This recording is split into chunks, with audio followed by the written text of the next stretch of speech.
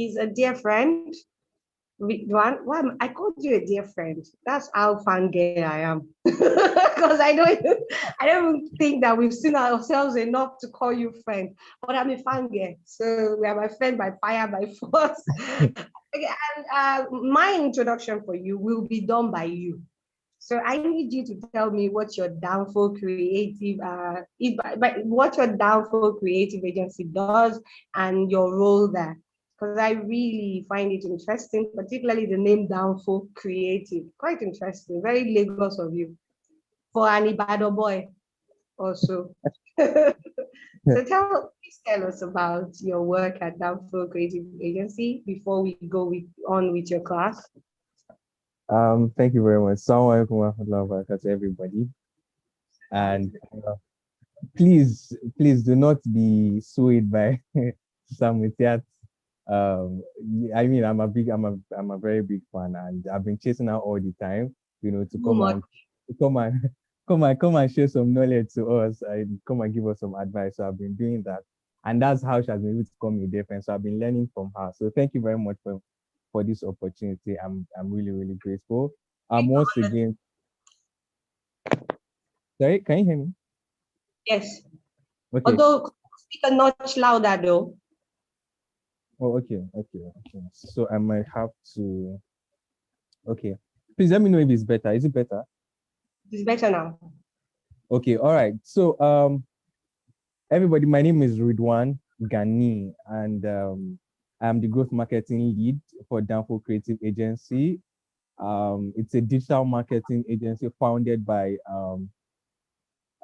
three young guys who are also within the tech space, building a product that's supposed to help you, help you through your career journey in terms of how you should be performing and what you should be looking out to in your learning phase, and climbing up the career ladder. So digital marketing agency is just another, arm of all the problems I want to solve as a team of three. And for Downfall Creative Agency, we do brand management as one of our services, content marketing, social media advertisement, and a lot more than that.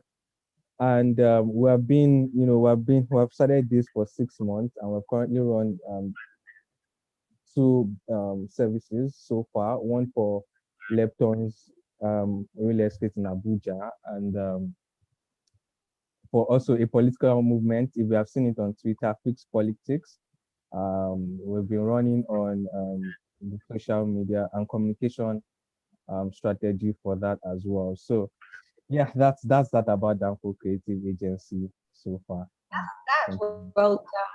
Well done. And I would have shocked people, but then I don't know whether you want to be a politician in future. So don't let me tell you anybody how old you are or how young you are. So you now come in future at you now remember that one who spoils your career. But what I find most impressive about you and your team is just how young and determined all of you are. Have you graduated uni? No, not yet. That's it. That's your age. So could you go ahead with the class? So I particularly want to mention that point for all those people listening, whether they are here on Zoom or they are watching on YouTube, of how just impressive you have. You've organized a conference, you have this amazing thing you do with your friends. And then I remember you getting mentors to come and talk to them. You're just making so much impact at such a young age. I want to grow young to be like you. Like, it's just amazing, and I'm proud that Muslims are doing awesome things, and I know there are more people like you out there, and I pray that Allah bless you for it. So at this structure, we shall move on to the class. Before I do my fangirl and overdo it, and Shuaib throws me out of the meeting. Well done, man. So, ladies and gentlemen, Mr. All right. Read one, a minute. Chat, don't forget that our second guy is also here, Ibrahim.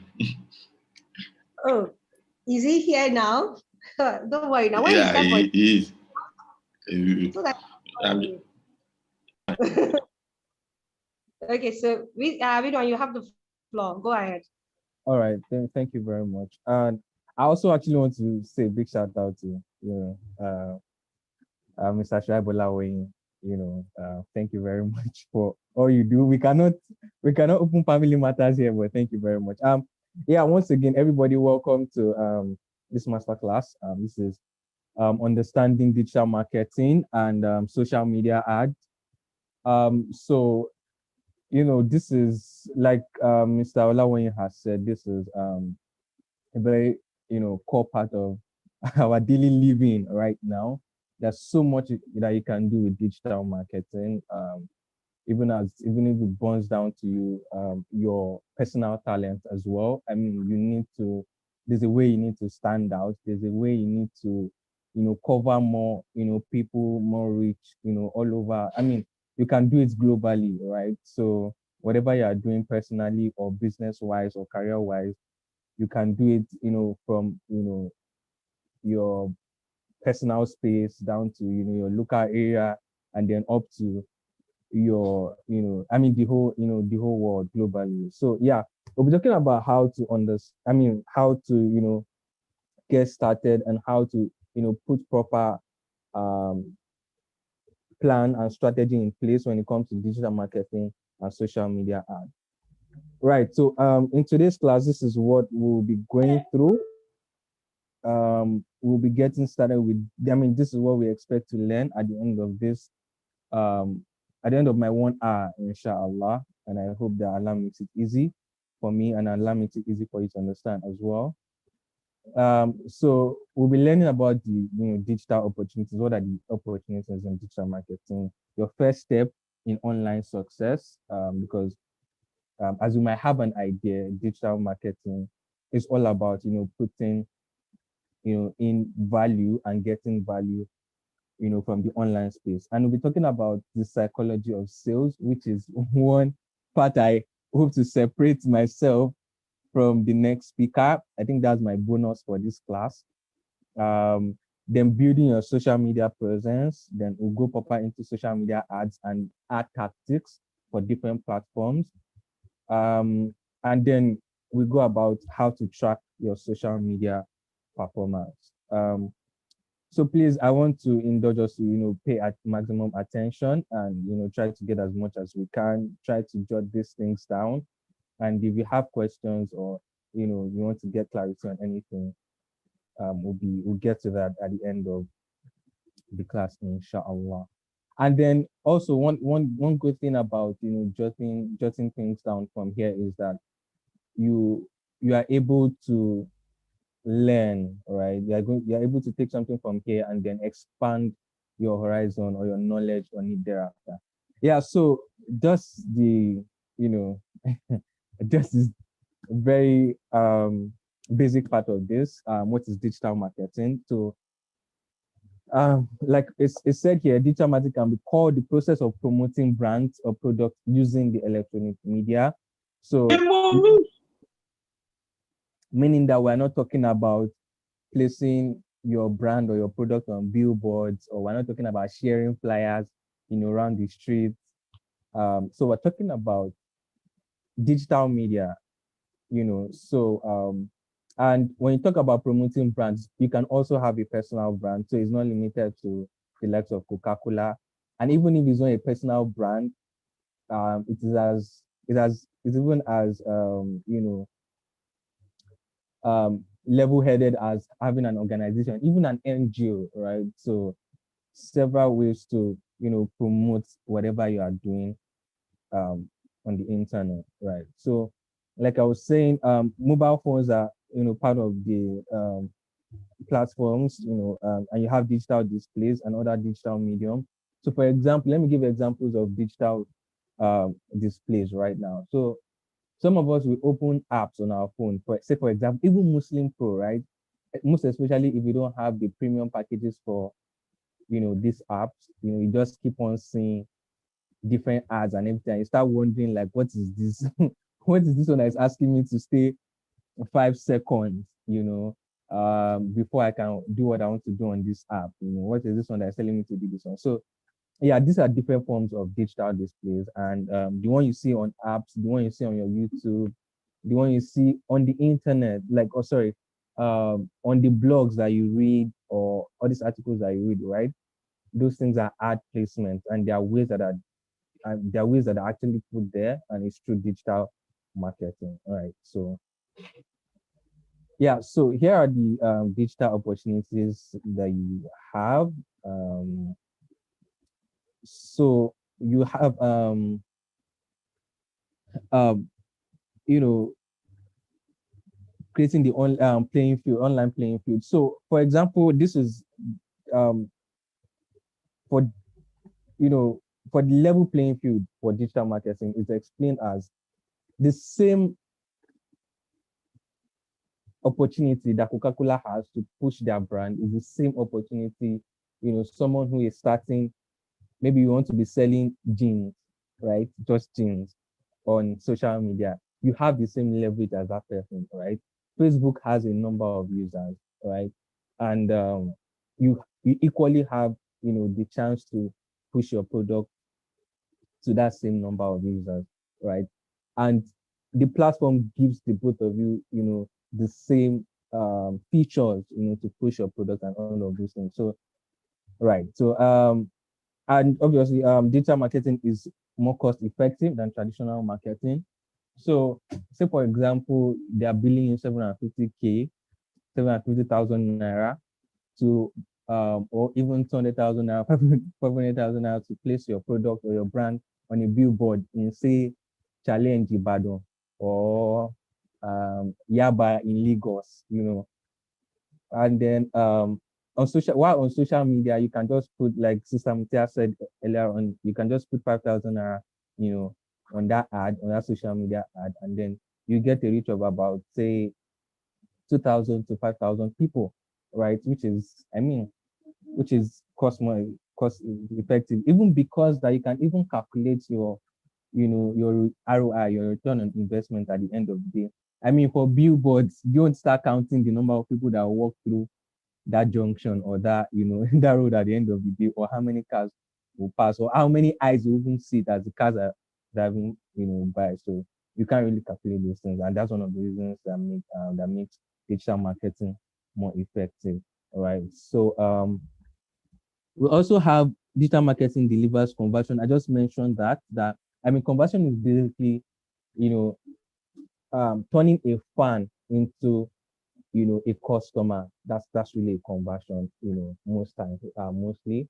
So for example, I'm a fan of Sister Mutiat, and then, I've been following her, I've been seeing her videos on Instagram, about personal development and whatnot. And then she drops an ebook, or she drops a book, the fact that I've been following her over time, and then she now drops a book, it so that is me converting from a fan, which is in marketing called a lead, to a customer when I make that purchase, to being a you know a customer, right? And there's also the conversion part of being aware. So for example, you stumble upon someone's story on WhatsApp, pasting Sister Mutiat's Instagram page link, and then you just click on it, like, okay, what is this that my friend posted? And then you get to her page, and then you find out all she's doing on her page. That is awareness, right?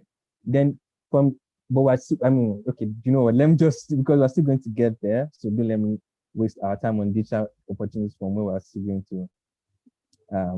And then, yeah, digital marketing helps generate revenues. Obviously, there are several ways to generate revenue on social media. Talk about when you even spend money on your ads.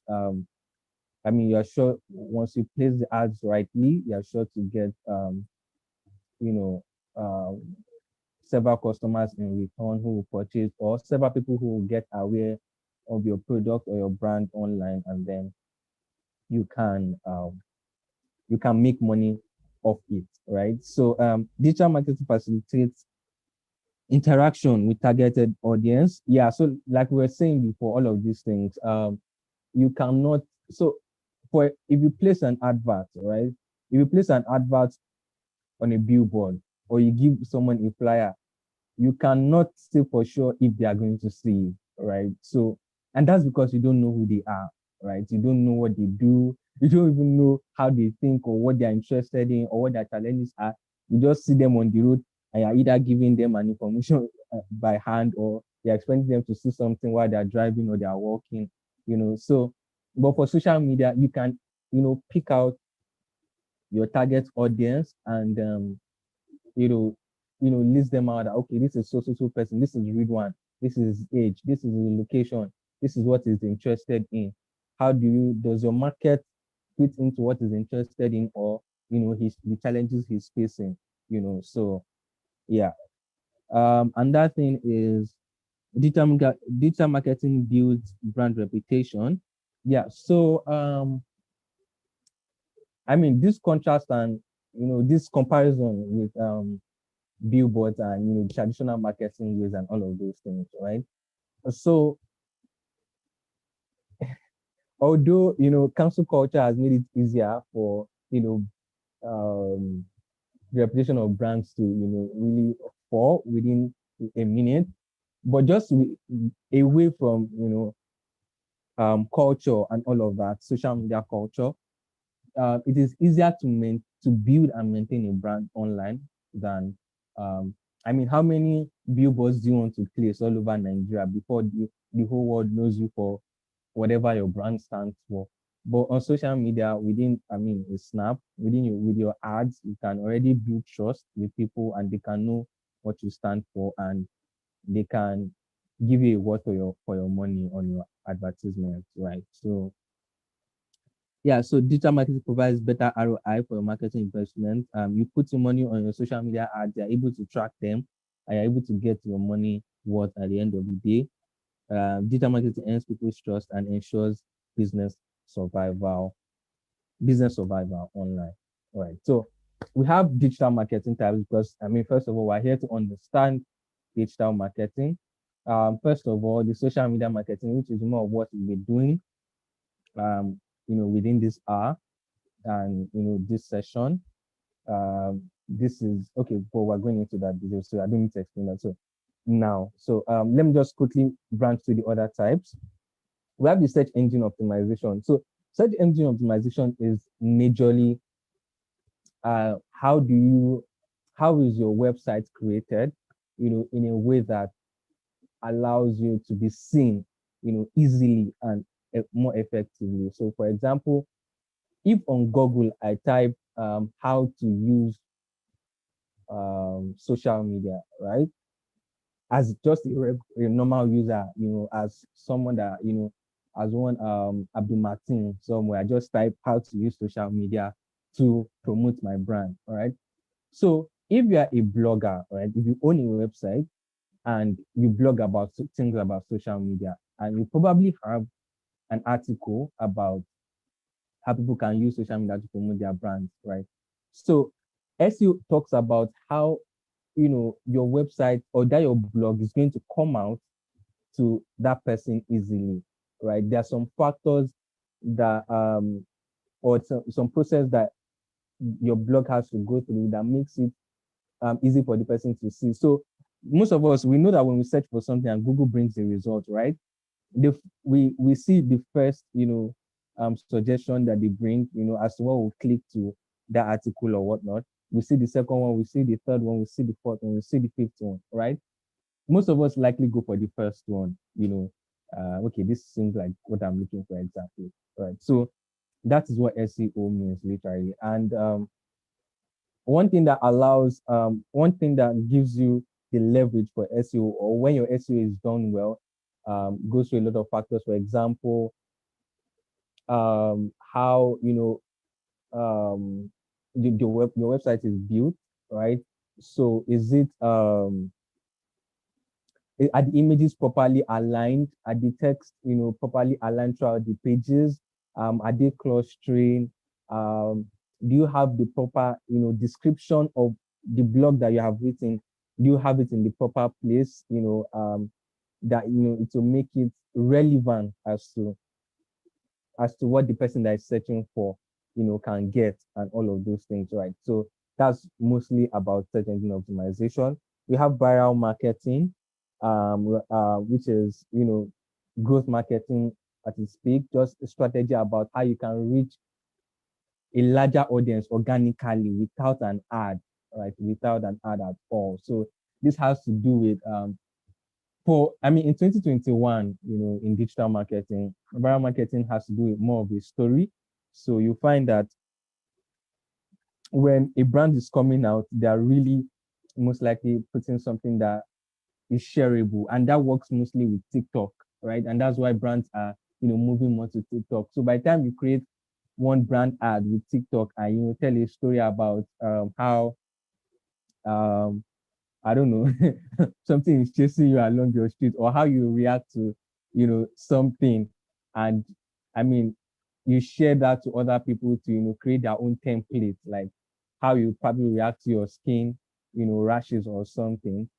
And people that have skin rashes are also, people that have skin rashes are also using that TikTok video to, express their, feelings about their skin rashes and all of those things. So, a brand can actually, a skincare product brand can actually use that TikTok viral marketing, or they can use the TikTok app, to go viral, using that kind of story, share your story about your skincare rashes and whatnot. So, this has to do with, sharing relatable content and, valuable content, right? You have search engine marketing. So, like I was explaining with search engine optimization, the difference is between for search engine optimization, it is organic, right? So you're going to put more of the work in, to be able to put relevant content as to what people will be searching for, right, on your blog or your website so that they can see it. But for search engine marketing, you can that is you paying money to Google, to help you push that content out for someone to, when someone searches on Google, so they can see it easily, right? That is you paying Google to, what, Google, please tell these people to to see my own article about this topic first, instead of others. I am seeing a hand up. I think we have time for questions later. So is that a question, or um I'm being called to order?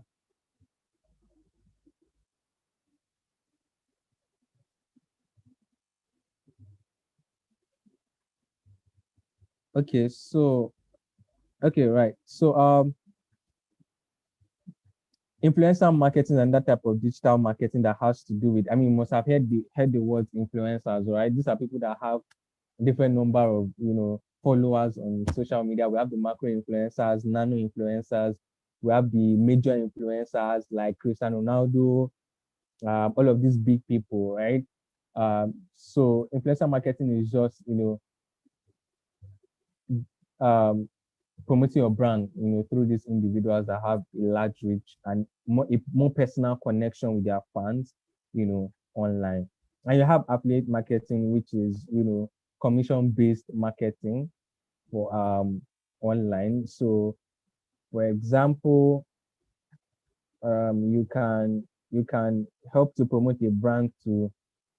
A lot of brands do this actually. For example, although it can also be termed to be seen as loyalty, brand loyalty marketing or something like that. But a brand like Piggyverse does it, or most likely mostly real estate brands. But for Piggyverse, it's known as brand loyalty marketing, but it can also be called affiliate marketing, at the very basic. And that's, me telling you, share this referral code and come and get 100 naira, on one person, or 1,000 naira, 100,000 naira, this person, So, but real estate companies really do that,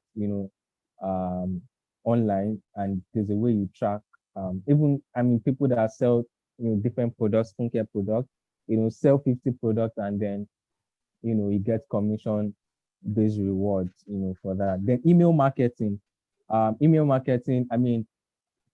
you can also even place ads on emails as well, right? So for email marketing, it is all about, this is even more, so this is sequel to selling on WhatsApp, being able to send people business.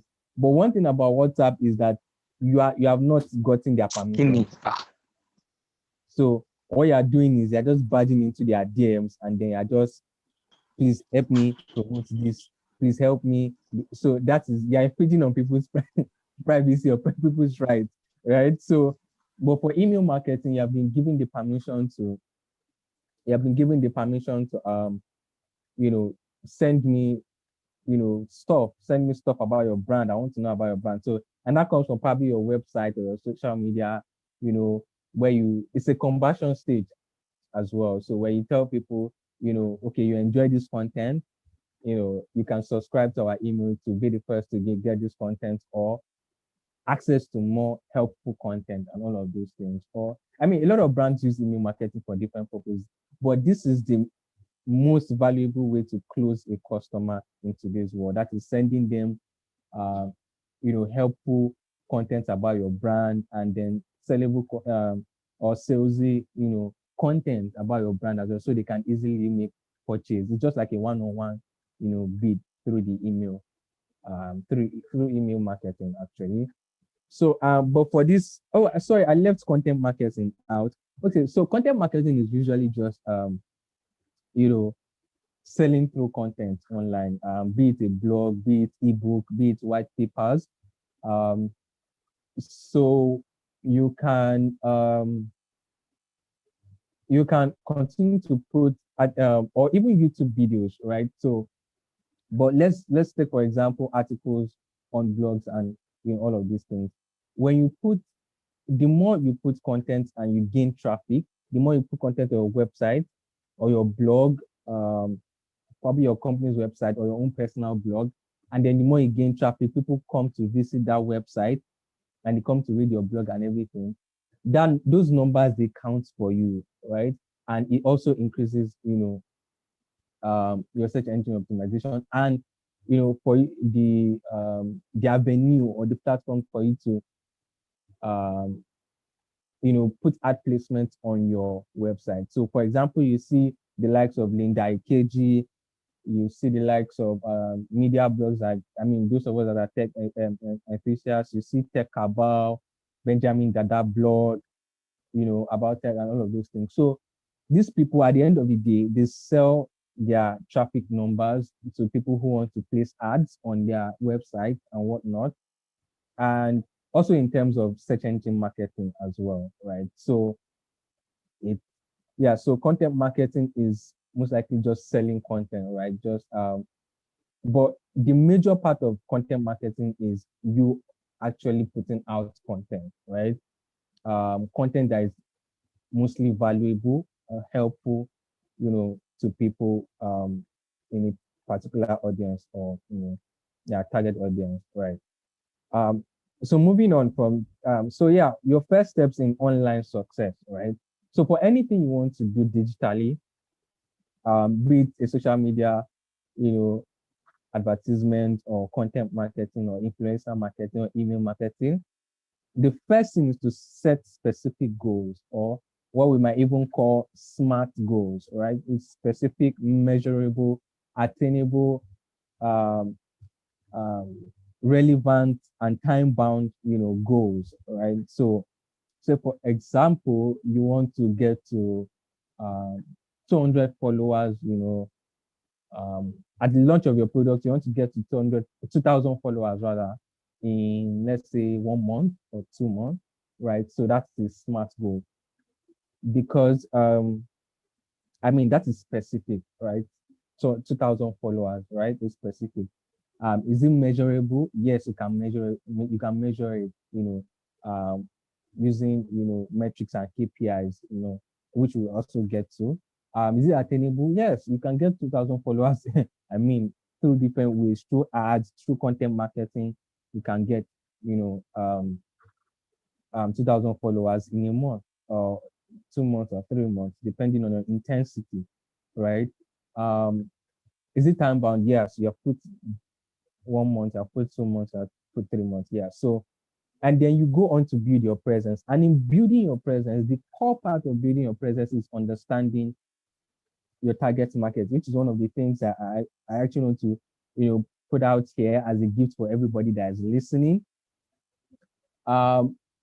In today's world, in 2021, nothing is more important digitally than understanding your target persona, your target market. So a target persona or a buyer persona is simply known as a typical, person that is likely to purchase your product or that your product is for, right? So your product or your brand is not for everybody.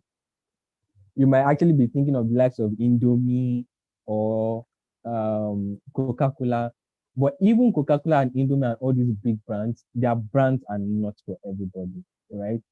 So only that you might have more percentage of people who who are in tune to their brand, right?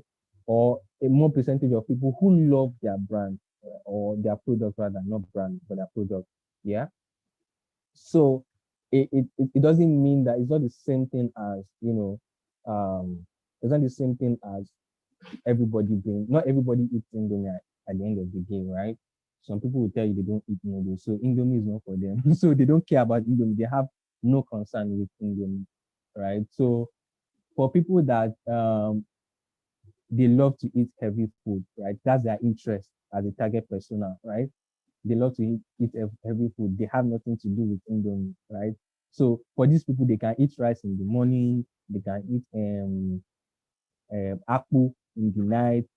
So, and that's how their routine is. So Indomie has no concern about them really. And also as well as Coke. So we also from a target persona, from a target market, understanding your target market, you can also understand that for someone who is saying that, hello, I don't do carbonated drinks, right? So you should understand that, you running a Coca-Cola ad, a Coca-Cola social media ad, you're not targeting someone that has, this challenge, if you're trying to advertise the product itself, except if you're trying to,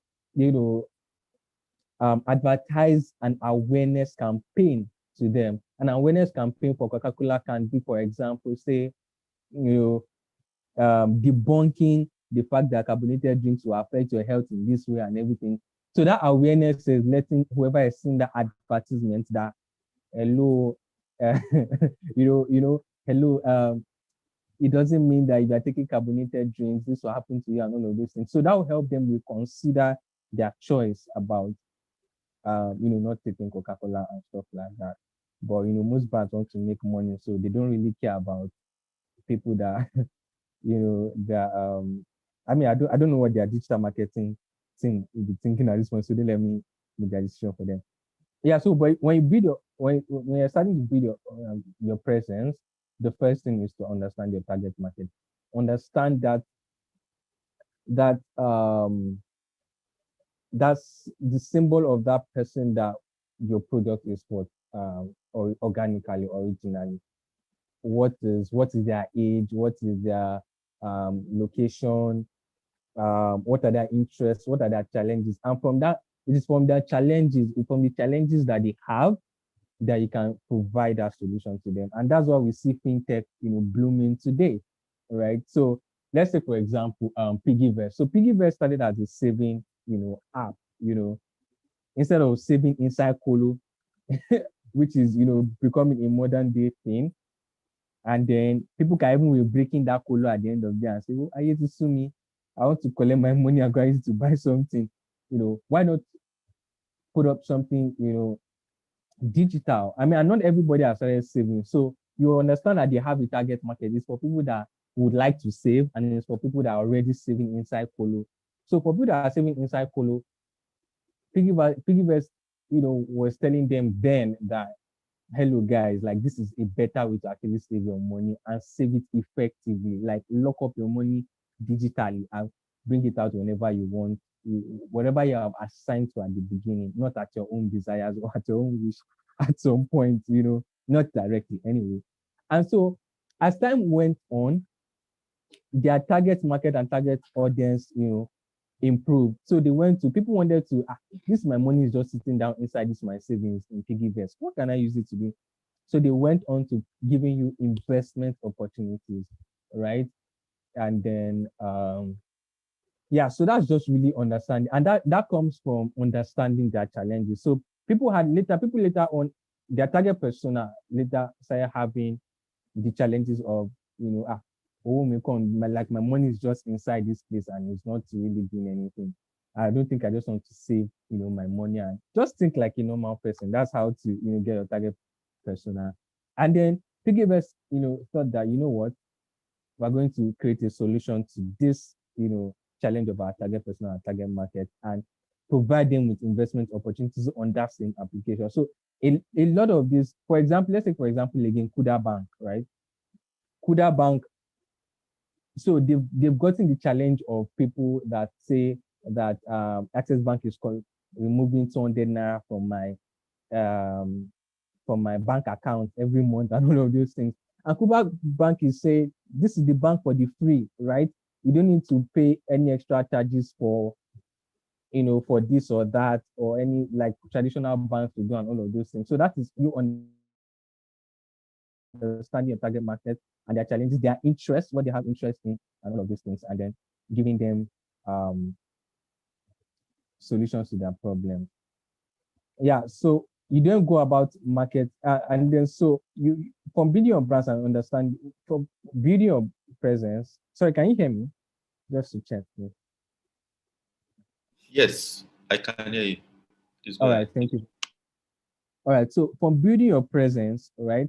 From understanding your target market, you also you also establish yourself based on your target market. So where are this your target persona? There are some people that are on Twitter. There are some target personas that are on Twitter and they are not on Instagram. So you need to figure out where your target audience is. For online shopping, right? Okay. Thank you very much for that. Please just let me know. Yeah, just feel free to put me in check. Someone just told me that I need to be, to come louder. So I hope it's clear now. So for building your for putting your presence online, that also comes from knowing where your target audience, which platforms do they use, right? It's mostly Twitter. For someone that wants to advertise, professional courses and whatnot, you can't be using Instagram, as your major, platform. That's not where your target audience is, right? You should be able to start your target audience mostly on Twitter and mostly, more importantly, on LinkedIn, right? So, and then you stage your presence based on, studying your target persona or your target market, and then you build your presence, socially, set up that social media account, and then start your brand on there. So market your brand. Yeah, there are different social brand marketing strategies, right from the product name to the brand design, to the brand personality, to the brand tone, and so many things as so that, and then the marketing, plan as well, which we're going to dive into shortly. Then analyze and adapt. This is, you saying, I'm doing this on social media, and what results am I getting over time, right? In these 2 weeks, and I've done this, what is what I've gained, in doing all of this on social media and all of those things. So by the time you get the corrections from your result, then okay, so I said that I was making an example of target market. So I said that in understanding your target market, in order to, to be able to establish yourself online on social media, you need to understand your target market in the sense of, what platforms do, your target persona use, right? What do they use? To seek for this information about their challenges or their interests. For someone who, I made an example that for someone who wants to improve professionally, right? They don't go to Instagram or TikTok to watch funny videos or to watch their celebrities or right? They don't do that, right? So they instead go to LinkedIn where other professionals are, or where people can recommend courses, or or even Twitter, where you find a lot of opinions from a lot of professionals and all of those things, right? So those are your two core. Just making an example of people that, if your target market is, it's for people who you want them to buy your course, right? And it's for people who want to get a course to improve in a particular skill, right? So you know that when you're studying a target market, is most likely going to be Twitter and LinkedIn that these people are going to be looking out, for, and then you build your social media presence right there, on those social media platforms. Then you market your brand, then you analyze and adapt to get your results, then adapt to, what is working and what is not working. Remove what is not working after trying it, then capitalize on what is working and try new things over time, and just analyze and adapt, and you keep getting more money, and you keep, working it out. Okay, right. So I want to talk about the stages quickly. This is stage in digital marketing. When you're marketing digitally, these are the stages in buyer persona, like buyer persona. So for example, these are the stage that people will go through to actually, give you their money, for whatever you're selling on social media, be it your personal brand or, whatnot. So awareness, interest stage, consideration, purchase, retention, advocacy, right?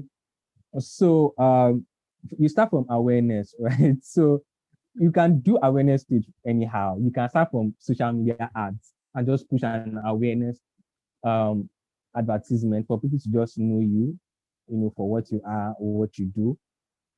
You can also get awareness through PR, so someone can give you a shout out on even your WhatsApp story itself and say, I ate this, shop from cake shop, from the cake shop on Instagram today, and it was so sweet. So me that I want to buy cake for, for one purpose or the other, I say, oh, nice recommendation. So that's free PR, and someone has gotten awareness of that PR. So we're not talking about traditional marketing, so we're not going to radio or TV or newspaper. You can get it through ads, as I've said.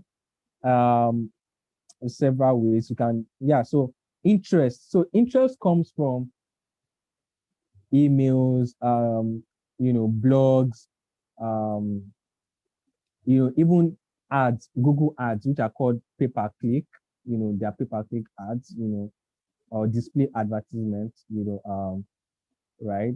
So you can get, you can get people interested through, this place. So when you send them content on email or through ads or whatnot, people can stop and look at your social media ad and be like, oh wow, I love this, and then they'll click on the next thing, probably go to your profile, and do the next thing. So the consideration stage, like as you can see here through the colors, you have reviews, you have your blog, you have your media, which can, be termed as your content itself, right? So people see more of your content. So people see more of your content online, right? And then they start to look at your content and, they're looking like, okay, that making sense. Wow, yeah. Actually just resonated to what this person is saying. This person is helping me, telling me how to take care of my shoes better. And me that I have like 8 shoes that this one that is supposed to be white is already brown. This one that, so it means that by the time you want to make a purchase for a new shoe, because the person has been aligned to make, some good decisions, in terms of like the consideration funnel, and you have built trust with them, you are likely to purchase from them. And so you can purchase on their website or their DMs on social media, or their store, or through e-commerce sites and whatnot. So so and then you move to retention, which is you don't want people to just buy and don't come back again. And that's what digital products in today's world, that's one very key part that they're holding, retention strategy. They want that if you buy from them, you will love them so much that you're going to come back over and over and over again. And that's how you get people's ₦1, 15 naira, like every single day, and they keep coming back, every day, right? So retention is, forming a community around them, you know, being around their life, So someone buys a shoe, or you tell them, okay, this is how you can wear this shoe, to a party or to a seminar, you know. So like you're literally about their life. You're giving them you're giving them tips about, okay, I'm selling shoe, but then you're giving them tips about how to wear that shoe, and where to wear it, the appropriate places to wear the shoe, and all of those things. So you can also answer questions about their fears, look out for, the questions they're asking about this product or this brand or their, uh, interests and all of those things, and answer those questions for them. So it keeps them, remembering you and all of those things. So they keep on remembering you and they keep on coming back to you. And advocacy, so like this is just blowing your own trumpet, right? And so just keep on putting in the extra work to, you can do this through social networks and newsletter. Just advocacy, just preach your word, what you stand for and what you just keep on telling people that you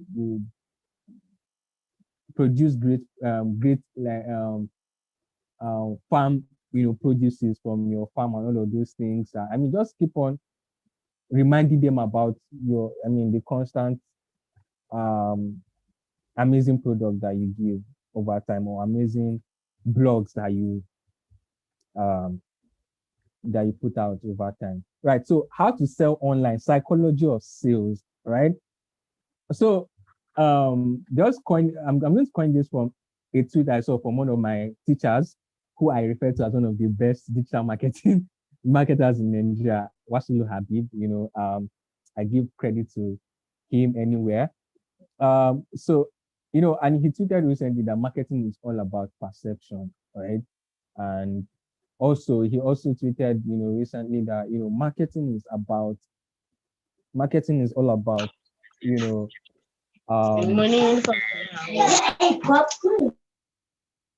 understanding people, right? So psychology of sales is just understanding, what people are all about and how to get into their minds and, trigger that buying emotion or whatnot, So curiosity. So create an itch that needs to be scratched, right? So uh let people see that this has to do with value, providing value, right? Let people, for example, I made a mention of maintaining your shoe, right? So people don't know some things about, how to, maintain this shoe and all of those, and how to make that shoe last, that they don't have to be spending, outrageous amounts of money on buying shoes every month and all of those things, right? So you're putting out new information on one information or the other, or one new product that makes people want to, think about or make another decision, right? Make a good decision for themselves and all of these things, right? So make them curious, and let them feel like they have to. And it's okay. For example, let me just give a relatable experience. So some of us will be watching some YouTube videos, and then it will start with an ad, and the guy will tell you, have you ever figured out how to, make $100,000? I'm not saying if you fall for some of these tricks, but anyways, we'll start with, have you ever, know how to sell $1,000? How to get $1,000 in one day? And you'll be like, which one is this one again? So, and he has given you something to, pull you in, and that is him playing upon your, curiosity, and you're feeling like, you're feeling like it's an itch that needs to be scratched. Like, no, I need to know what this guy is talking about, making $1,000 in a day, right? So, and that thing is to, be credible, like show up your, credibility, online, give buyers a reason, like give them a reason to want to buy from you.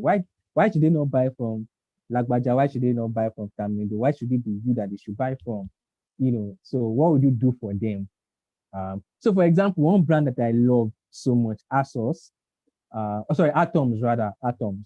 So Atoms, they make footwear, and this footwear, when you look at them, they are like very soft and they are very soft and it just feels like it's not a normal footwear. But Atoms will tell you that fine, they might look soft and all of those things, but they are very comfortable and they're the most comfortable and well made, footwear that you get, and that's why it is expensive. They're proving, why it is expensive and why your money will be worth it. So they're proving their credibility to you, and they're saying that by telling you that they'll sell the most comfortable shoes made with the best what did they say? So there's a particular way they made it, and they're telling you that they made it to the best, equipment ever, right? So that they're giving you a reason for you to listen to them. Reciprocity. So this is offering them value and I mean, like we say, we term something as respect is reciprocal. So that's how it works online. You want someone to give you their money, you have to give them value for their money. It's even getting more rampant. Like brands are going to sweat more and more every year when it comes to offering value. Sorry about that. So brands are going to sweat every year when it comes to how to provide value to people over the time. So okay, is this my timer or something? Okay. So yeah, so you have to provide value. Oh, sorry. You have to provide value so that they can give you their money in return. And authority rather, state your credentials, radiate authority, borrow authority, tell them that, show them that you're the owner of your, of your craft, like you know what you're doing, and there's nobody else that can do it better than you, right? Customers will have objections, right? Okay, I'm panicking because of this time and I don't know what it is exactly. Sorry, please give me a moment.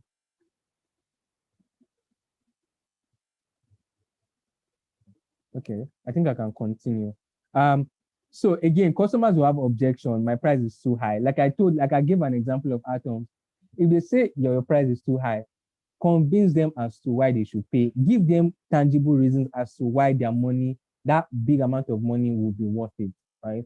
And some real estate companies do that today, right? They tell you, they give you a house of 1 billion naira, and they tell you, especially those houses in Banana Island, and they tell you, automated, living and all of those things.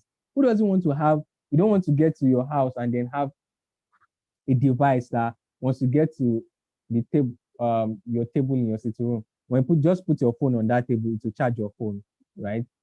I mean, all of those automated things that will make you lazy, and not do some extra work that you would have been doing, ordinarily, right? So people will pay money for, those things. So convince people as to why, state your unique selling properties. I mentioned that, earlier on, about Atoms. I give an example of Atoms. Atoms will tell you that this is the most comfortable footwear that you ever wear, and it's made with the best, material that you can find. I think animal material or something that you can find around. The share benefits of using your product and service. Fintech banks mostly, or tech products mostly use this. They tell you before in 2020 or 2019, it used to be as simple as easy to use, very fast, and all of those things. But those things are most likely cliche right now because people have found out that they're faster, products and all of those things, or they're easier. So you need to do better than just sharing. I'm telling them that it's easy to use or faster. You need to create like the major benefits of. So, for example, if you see social media ads of Skechers, another footwear brand, Skechers will tell you, they will show you in their ad, they will show you people running, they'll show you athletes using Skechers to work out, or it's very comfortable if you want to, carry your legs fast, or, carry yourself very well, and all of those things. So these are shared benefits of, telling people why your product is, or why they should actually, you know, um, purchase your product. So, sorry, that's my phone falling down. Make the individual need to buy. So, this has to do with buyer personalities. There's a long story to it. But simply that also boils down to what we have explained before. There are challenges, and then there are some, and then know the kind of people that you are dealing with. There are some brand personalities that are self-actualizing, like they will make up their mind by themselves. So you just need to convince them, like face them one-on-one, that and give them value, that one-on-one value, and then they will make that possible. But there are some people that they need word of mouth, right? So they need they need people to reassure them that this brand, they need people to reassure them that this brand will not fall my hand. Like, so we are advertising. So for example, someone who is putting a personal blog out there, right? But I know, so there's a newsletter that I subscribe to, which is for one of my very dear brother, very dear friend, Abdulhamid Obile. When you check out his amazing articles, I'm a big fan, and I'm compelled to share that article every Sunday when he releases, because it is just thought triggering and very insightful. So, and by the time, and I know like 10 people on my same CL on WhatsApp, or even like 20 people that will share his content. So by the time you have like mutual, CL with all of us, and they start saying, Tamedo posted this guy's article. This guy posted this. You you'll be, having that itch, you'll be curious to go and look at his article and whatnot. So these are the, psychology of sales. And then this is how to get into customers' mind or online buyers' mind online, and then get them to give you their money. I think that's the goal, right? So yeah, this social media marketing, I'm going to brush through the definition because you can literally find this on Google. Social media marketing is the use of social media platforms to connect. This thing is blocking my screen. Sorry. To connect with your audience, to build your brand, increase sales and drive. So, for example, build your brand, increase sales and drive website traffic. These things have to do with objectives, goals, right? So, online goals. So, like we talked about in the beginning, when we're talking about how to set up yourself for online success, right? You need to have a clear objective, right? How to build your brand, how to increase. If you want to increase your sales, then that will now take you down to the strategy that you're going to get. So social media platforms connect you to your audience to whatever objective you want to achieve online. Be it if you want to start building your brand, be it if you want to increase sales, if you want to increase website traffic and all of these things. So this involves pushing great content on your social media profiles. You can push content as social media adverts too, right? So, or you can put it as inbound marketing. Yeah, I wanted to explain inbound marketing, but I'll get to that shortly. So listening to and engaging to your followers, analyzing your results, and running through social media advertisement, right? Major social media platforms include Facebook, Instagram, Twitter, LinkedIn, Pinterest, YouTube, Snapchat, and today's, apps like TikTok, Clubhouse, and yeah.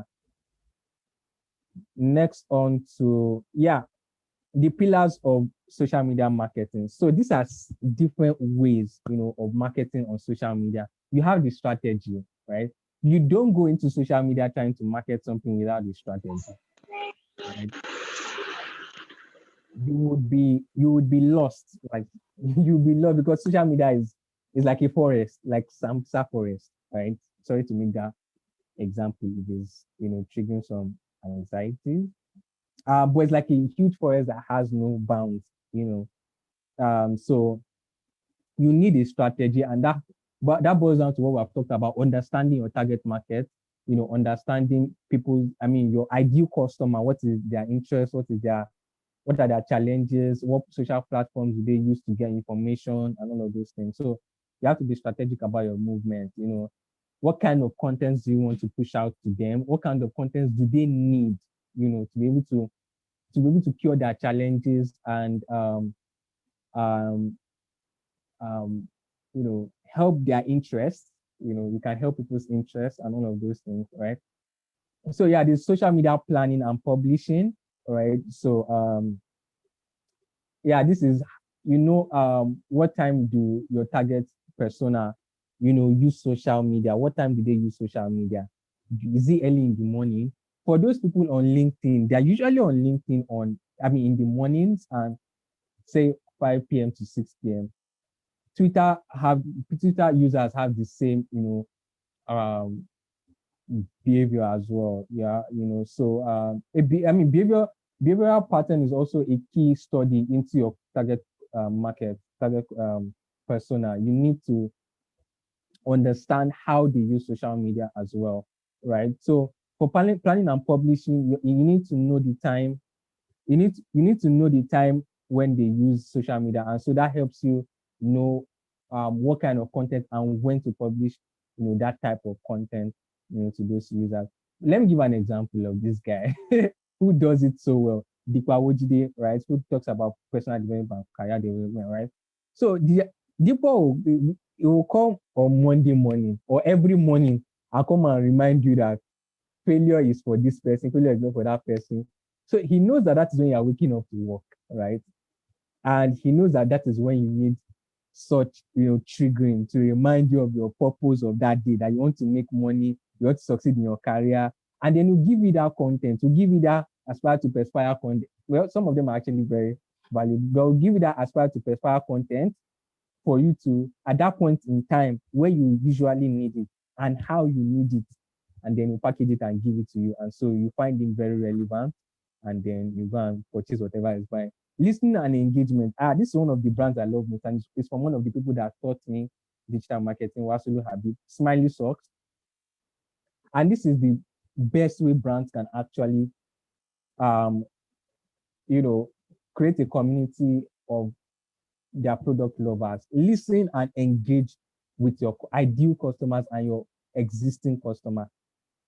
Ideal customers are people or potential customers are people that are most likely going to buy from you. What are they like? But existing customers, these are people that are already buying from you, right? So listen to them, listen to their conversations online.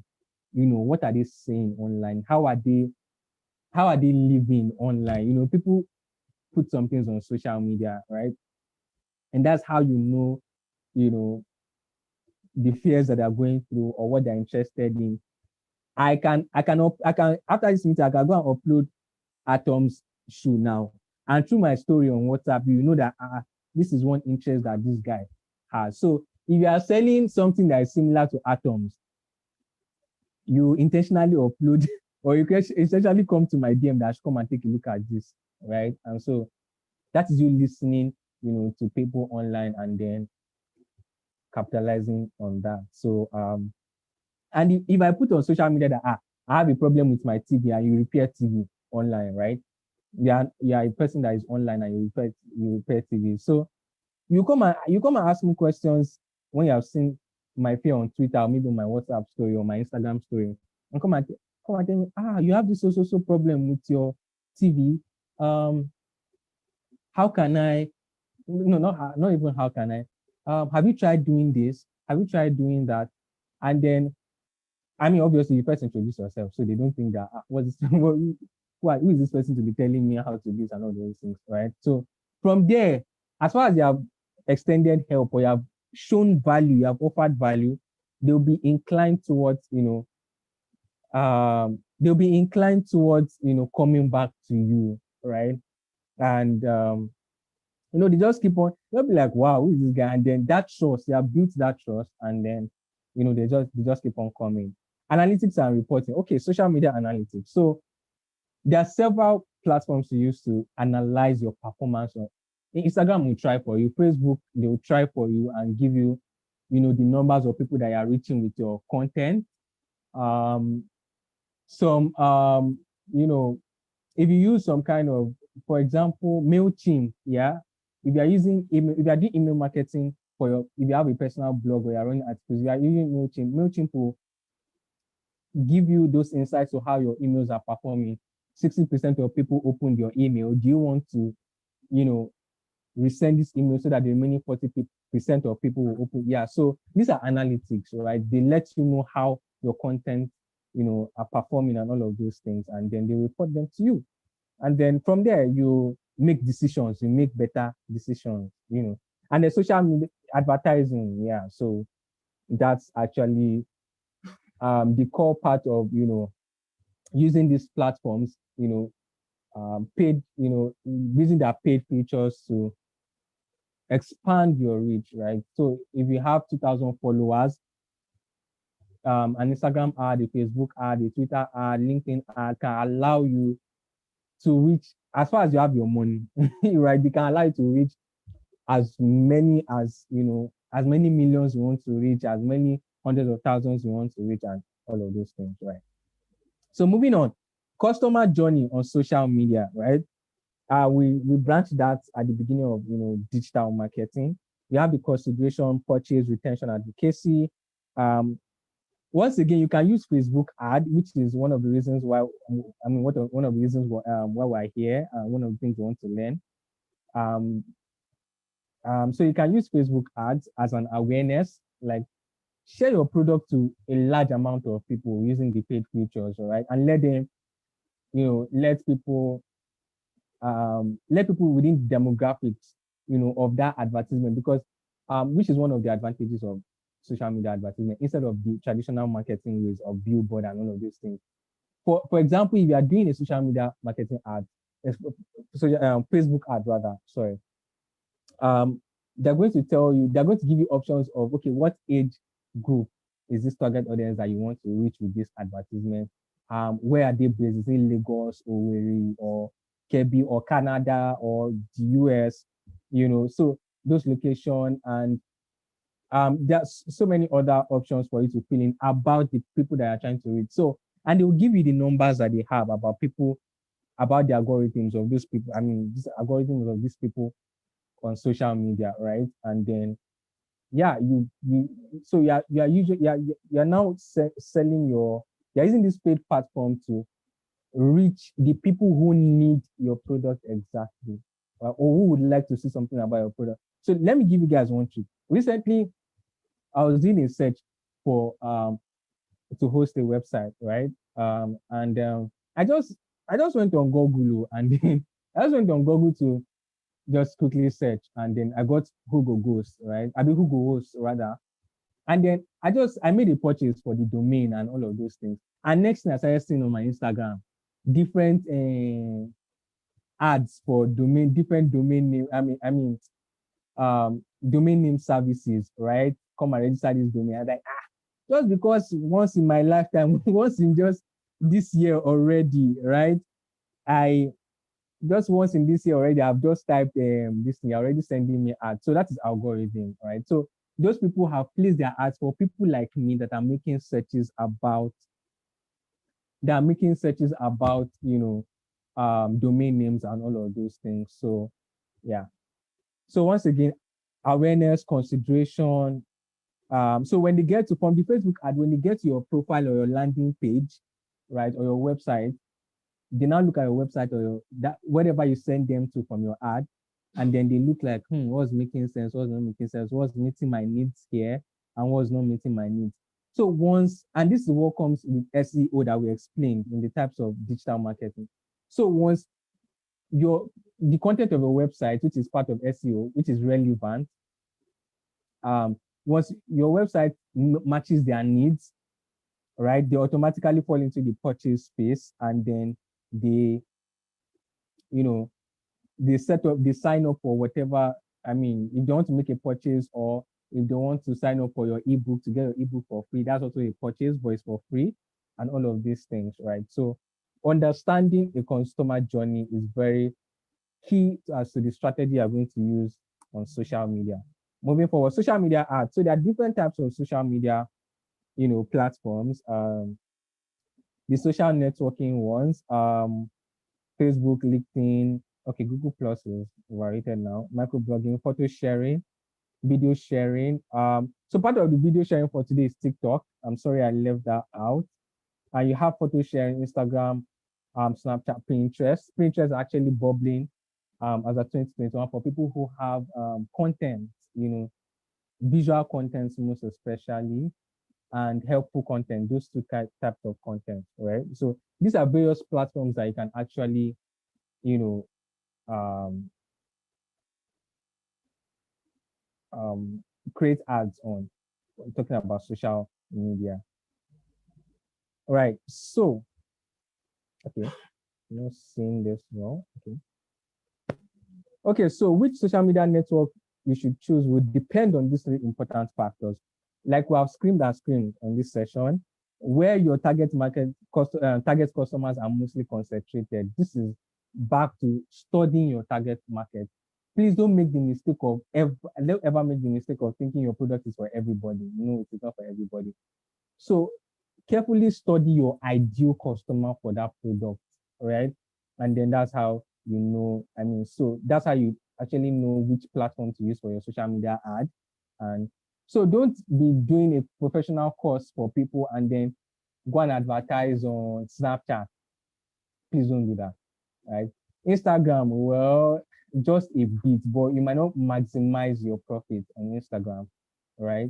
So, and it depends on the kind of professional course if you're going to do it on Instagram, right? So then understanding your target customers will let you know that for professional courses, ads and whatnot, you will have to go and do Twitter ads or most importantly, LinkedIn ads, right? And I'm going to branch to tactics that you can use. Okay, someone just asked a question, but I am aware that we have the question and answer time later. So I'm just going to go through this. Thank you for the questions anyway. We'll get them answered shortly. So as I was saying, for someone who sells shoes, you should know that Facebook is actually a good place to, a lot of people make interactions with products on Facebook and Instagram, right? People make purchases on Facebook and Instagram. So you should know that those are places that you should be putting up your ads and whatnot, right? And that important factor is where your customers are most accessible. Oh, I think that's what I just explained. Okay, I think, yeah, this ad targeting, right? Yeah, it has to do with the ad platform. Okay, I think I mixed them up. Sorry about that. So let me just start reading quickly. Where your target customers are mostly concentrated. What platform do they use? How do they use the platform? How frequently do they use the platform? What time of the day do they use the platform? Segment them into groups. For example, for Twitter, there's just for fun, right? There's Ogunlaye Twitter, according to someone that I know. There are different factions on Twitter, but especially when it comes to product users, there's the foodie Twitter, there's the skincare product Twitter, right? So find those hashtags and so please, now that I just mentioned hashtags are a good way to do. They're good. They're using hashtags to do social media listening and engagement is very key, right? Search for hashtags that has to do with whatever you're selling, right? If you want to write a blog about how to survive mental health issues, right? You want to use the word hashtag mental health, or you want to use the hashtag stress management, or you want to use the hashtag anxiety, or how to, these are things that people search for. And then you use that hashtag and go and be looking at, what people have been talking about those issues. And there are also some platforms that allow you, some apps that allow you to, okay, so does hashtag work on Twitter like that or Instagram? Yes, they do very well.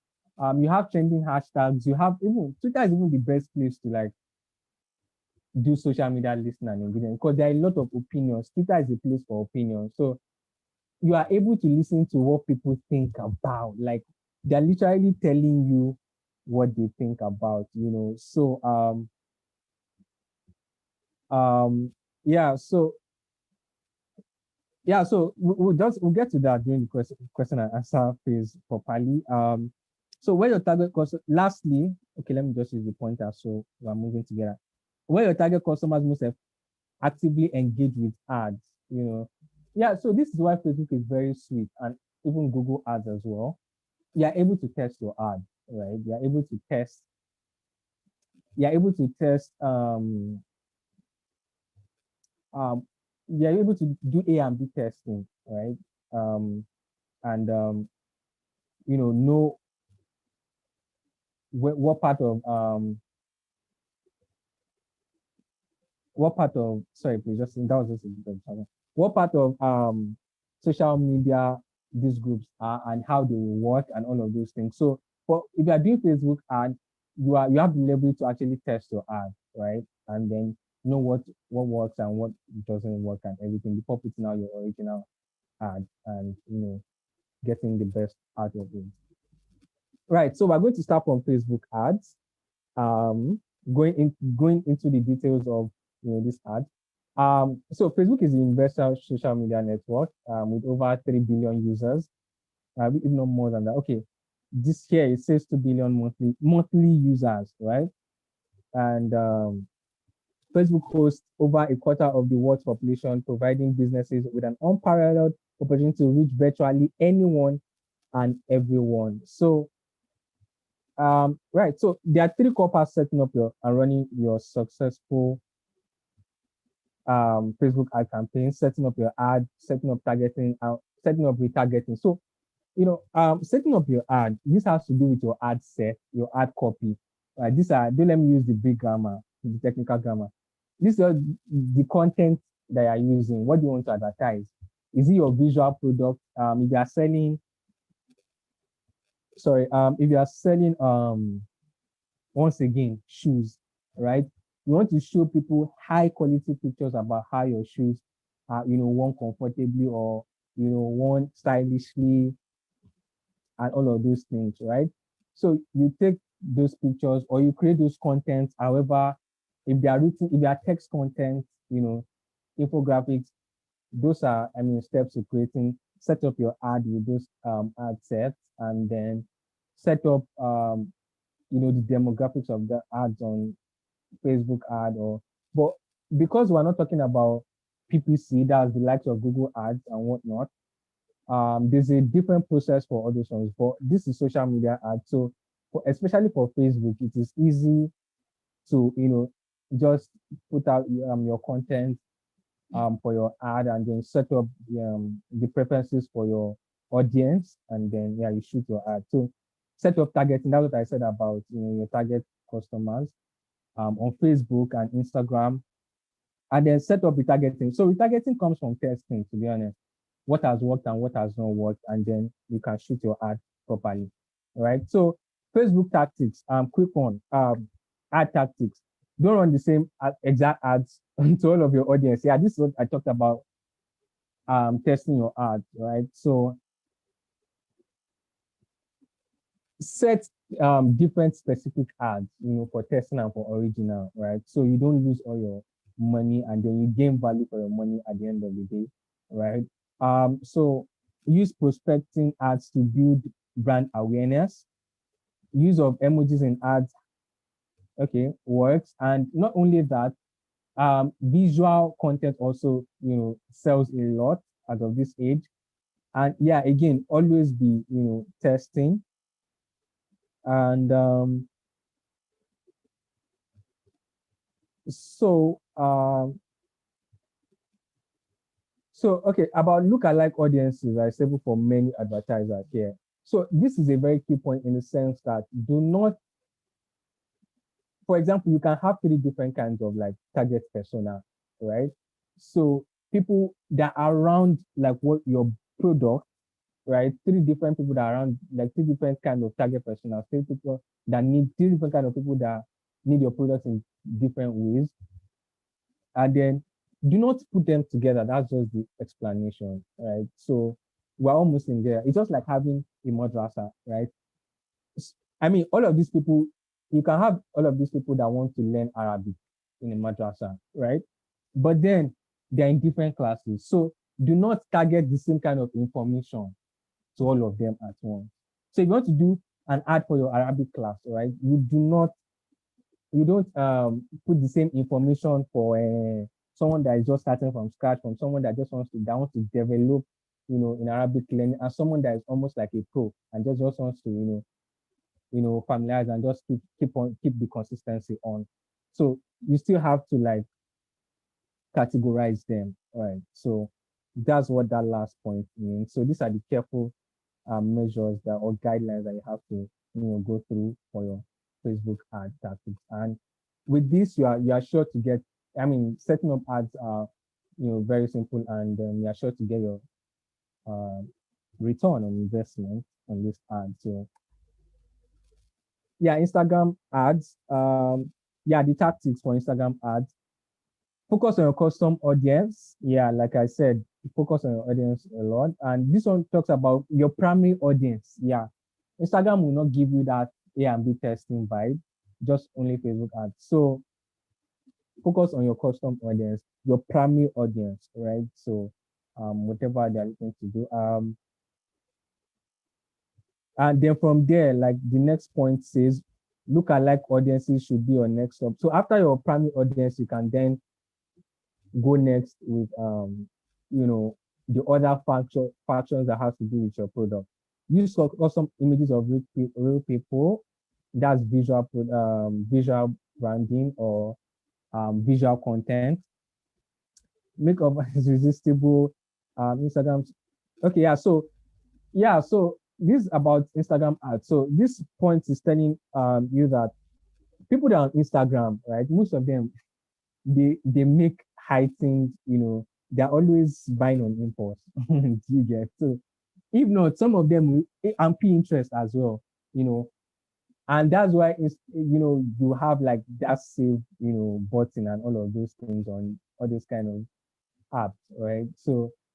Um so you also, when you're creating an ad, you need to capitalize on the fact that for Instagram users, they buy on impulse, right? They love something, and then if they don't even have that money now, they will save it. And then when they have that money, they'll come and buy it. So um make your offers irresistible, right? Give them,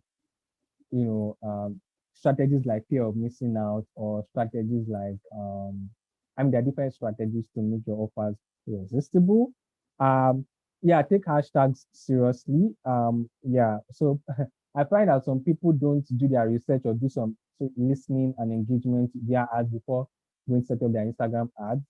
Without doing that, you might just send information out anyhow to people which you have paid money for, and you'll be wondering why your money did not come back to you, right? So, and then it helps you to create like a niche of people who really need your ad, and it helps them um, make that decision faster, right? So they're not targeting people that will just be going around the bush with your content. Then Twitter ads. So there are different types of Twitter ads. There's the promoted account. You can promote your account, as an individual on Twitter, promote your tweets, promote your trends, yeah, your website cards as well.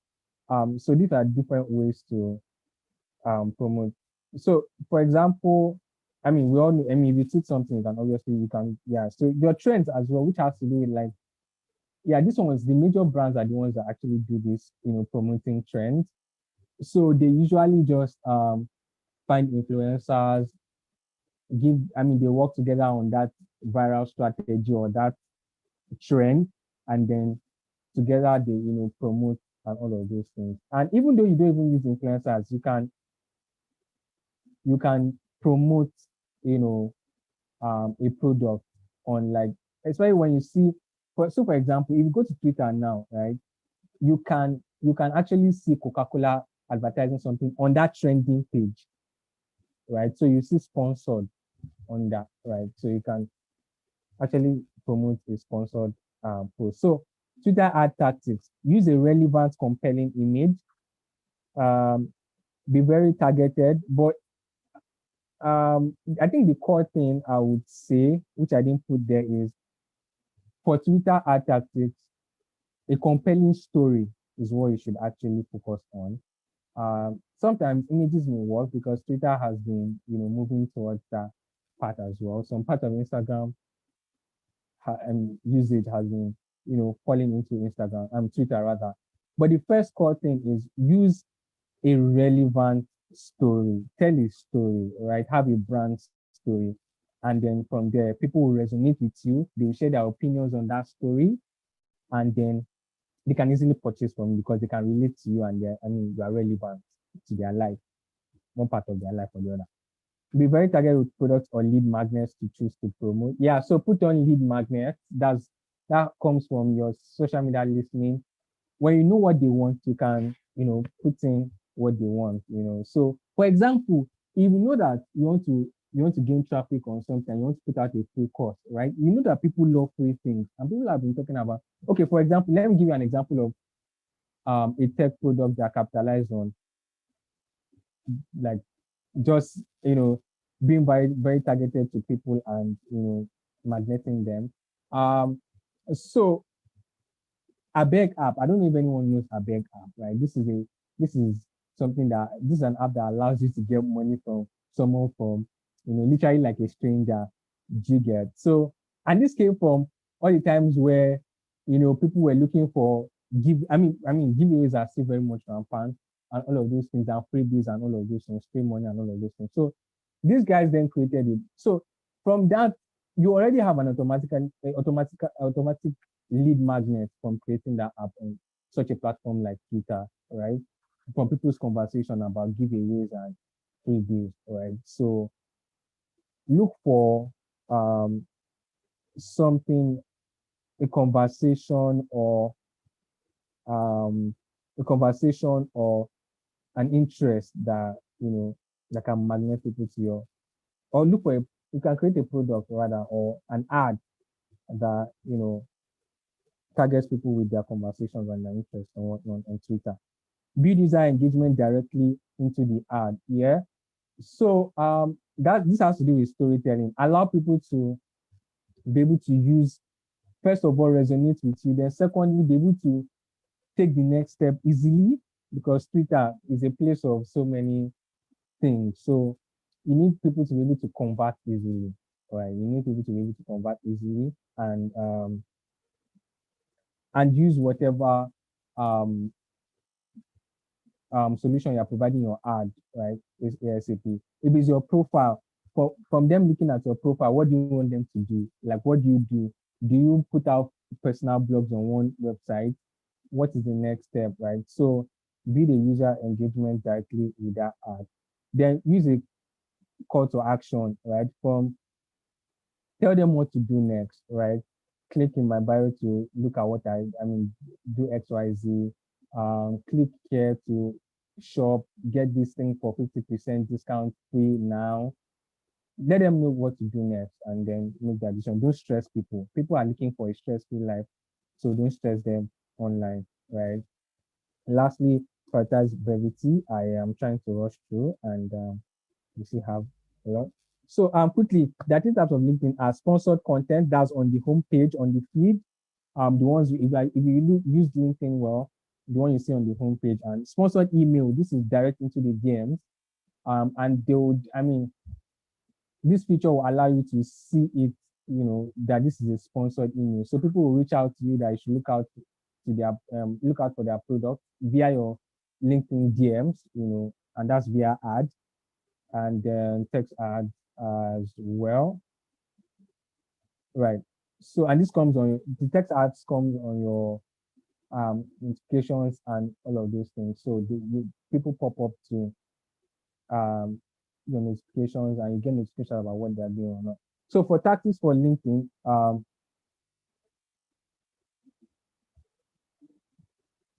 so for LinkedIn, try not to be boring on LinkedIn, right? Try to be very straightforward because when you study professional, target market, you don't want to waste their time. They are busy all day and they don't have time for your service. So you just have to make an ad that, is short and very easy to, read through and, easy to make decisions with. And focus on problems rather than just sharing. Unlike Twitter, right? You can share a story on Twitter, and then you see how people would come and relate to you. But LinkedIn, don't dwell too much on stories, right? If you are putting an ad on LinkedIn, focus on how your ad is actually, solving a problem for people rather than how it resonates with them, right? So, and then target your ads, in groups, right? So you have for LinkedIn, there are different kind of professionals, right? There are different industries. Like LinkedIn is automatically segmented on its own, right? So you don't want to generalize your ad campaigns, right? You want to be actually more specific. What sectors? Is it the educational sector? Is it the oil sector? Is it the? I mean, so just you have to be very intentional about the groups that are looking at your ads for on LinkedIn, right? So yeah, this is also it also talks about scaling in your ads. That's performance analytics, but that would require us to go into more details. Yeah, like I just said now, ad targeting on LinkedIn is different from Facebook and Twitter. Target by the kind of sector or the industry or the company or people's titles. If you are targeting for jobs, you want to target people for job offers, there are different levels of there are different levels in job titles, right? So people are in different levels. They're entry level, there are people that are scaling career, at the middle, and then there are top career guys. So their education, their age, and yeah, so different methods. Yeah, this has to do with strategy. So evaluating effectiveness, set up data collection. We talked about using social media listening and engagement. To that's literally how you collect data, and then track and record and analyze impact, right? So social media metrics. Yeah. So this is the final part of this session. So you can't go all the way from doing all of those things from your strategy to A to B to C to D to E and F, and you don't know how to say that, okay, oh, this is how I should know whether I'm doing the right thing or the wrong thing, right? So these are the ways to actually, and again, there are actually ways, there are actually ways to set objectives and goals for yourself, right? So there are ads that maybe it's ads on Twitter or probably Facebook too that, they're like awareness ads, right? And you want to gain likes and comments and shares and clicks. So more people actually see it from that ad, it's an awareness ad. That's the goal for people to know your brand more and more and more people. So that is so the goal is engagement, right? Awareness. And so what you're focusing on is the number of likes you have, but algorithm has changed today. So you want to start from shares, the number of people that are sharing your ad or the content of the ad, followed by the amount of people that are saving it and then commenting on it, and then they are clicking on the next step, and then you can go to likes, right? So deal with the numbers, on this engagement, strategy. Then another one is awareness, which is impressions and reach. This is the number of people that are actually just going to, okay, reach. Okay, right. So impressions and reach are just they're simple as the numbers of the people that you are reaching with that ad. So say 200,000 people or 1 million people. How many numbers, do you actually want to reach, right? So which is different from engagement, the number of people that share, your content or that comment on your content, all of those things. So yeah, share of voice, volume, and sentiment. Okay, so this has to do with how many people are talking about your brand, like where the conversation is going. And that's what Twitter is good about. So when you launch an ad on Twitter, how is the conversation going? Will the conversation take 2 days before it disappears? I mean, will it take 7 days before it disappears? What strategy would you use to keep that conversation going so it will last in people's, conversations on Twitter, more and more. So share of voice, volume, and sentiment. And yeah, so what is it going sideways? Is your ad going sideways? Are they actually sharing good, thoughts or good PR about your ad, or is actually falling to the, bad way? So you know whether to stop the ad and or to strategize and put up another, well meaningful ad. For example, last year, there was something Wema Bank did, and it had to do with the message they put out for International Women's Day. And then I think the message was wrong, right? So obviously you want to change that message, right? So yeah, and all of those things. So that's an example of social media metrics.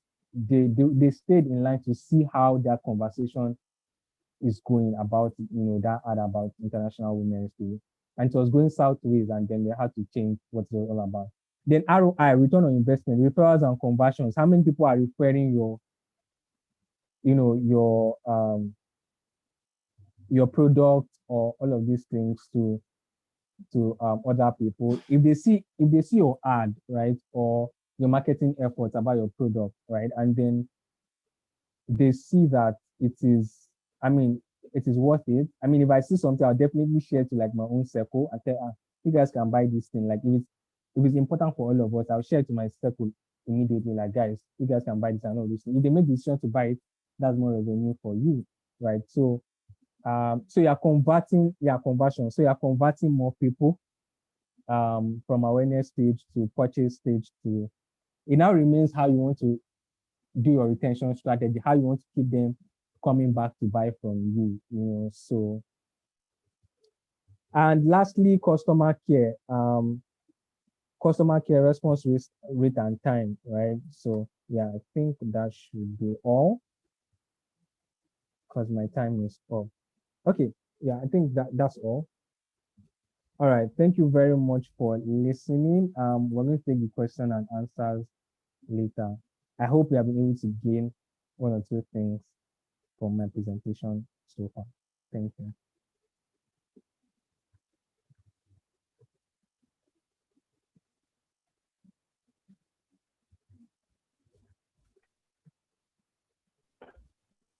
Okay, well done.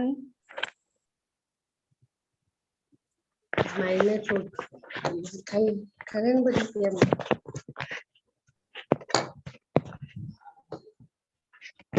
Can you hear me? Yes, Mutai, you're audible, but I think it's breaking kind of, but you're audible. If you have any question, please drop it in the chat. It is breaking. Stop.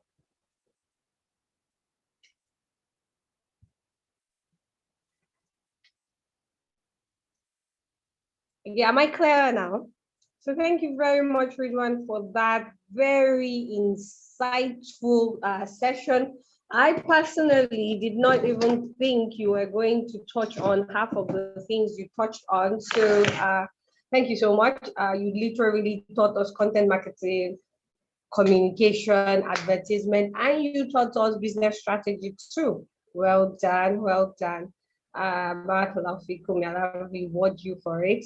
If you have any question for Ridwan, please drop it in the chat. If he can attend to you, because we're short of time, so he'll probably answer the question in the chat.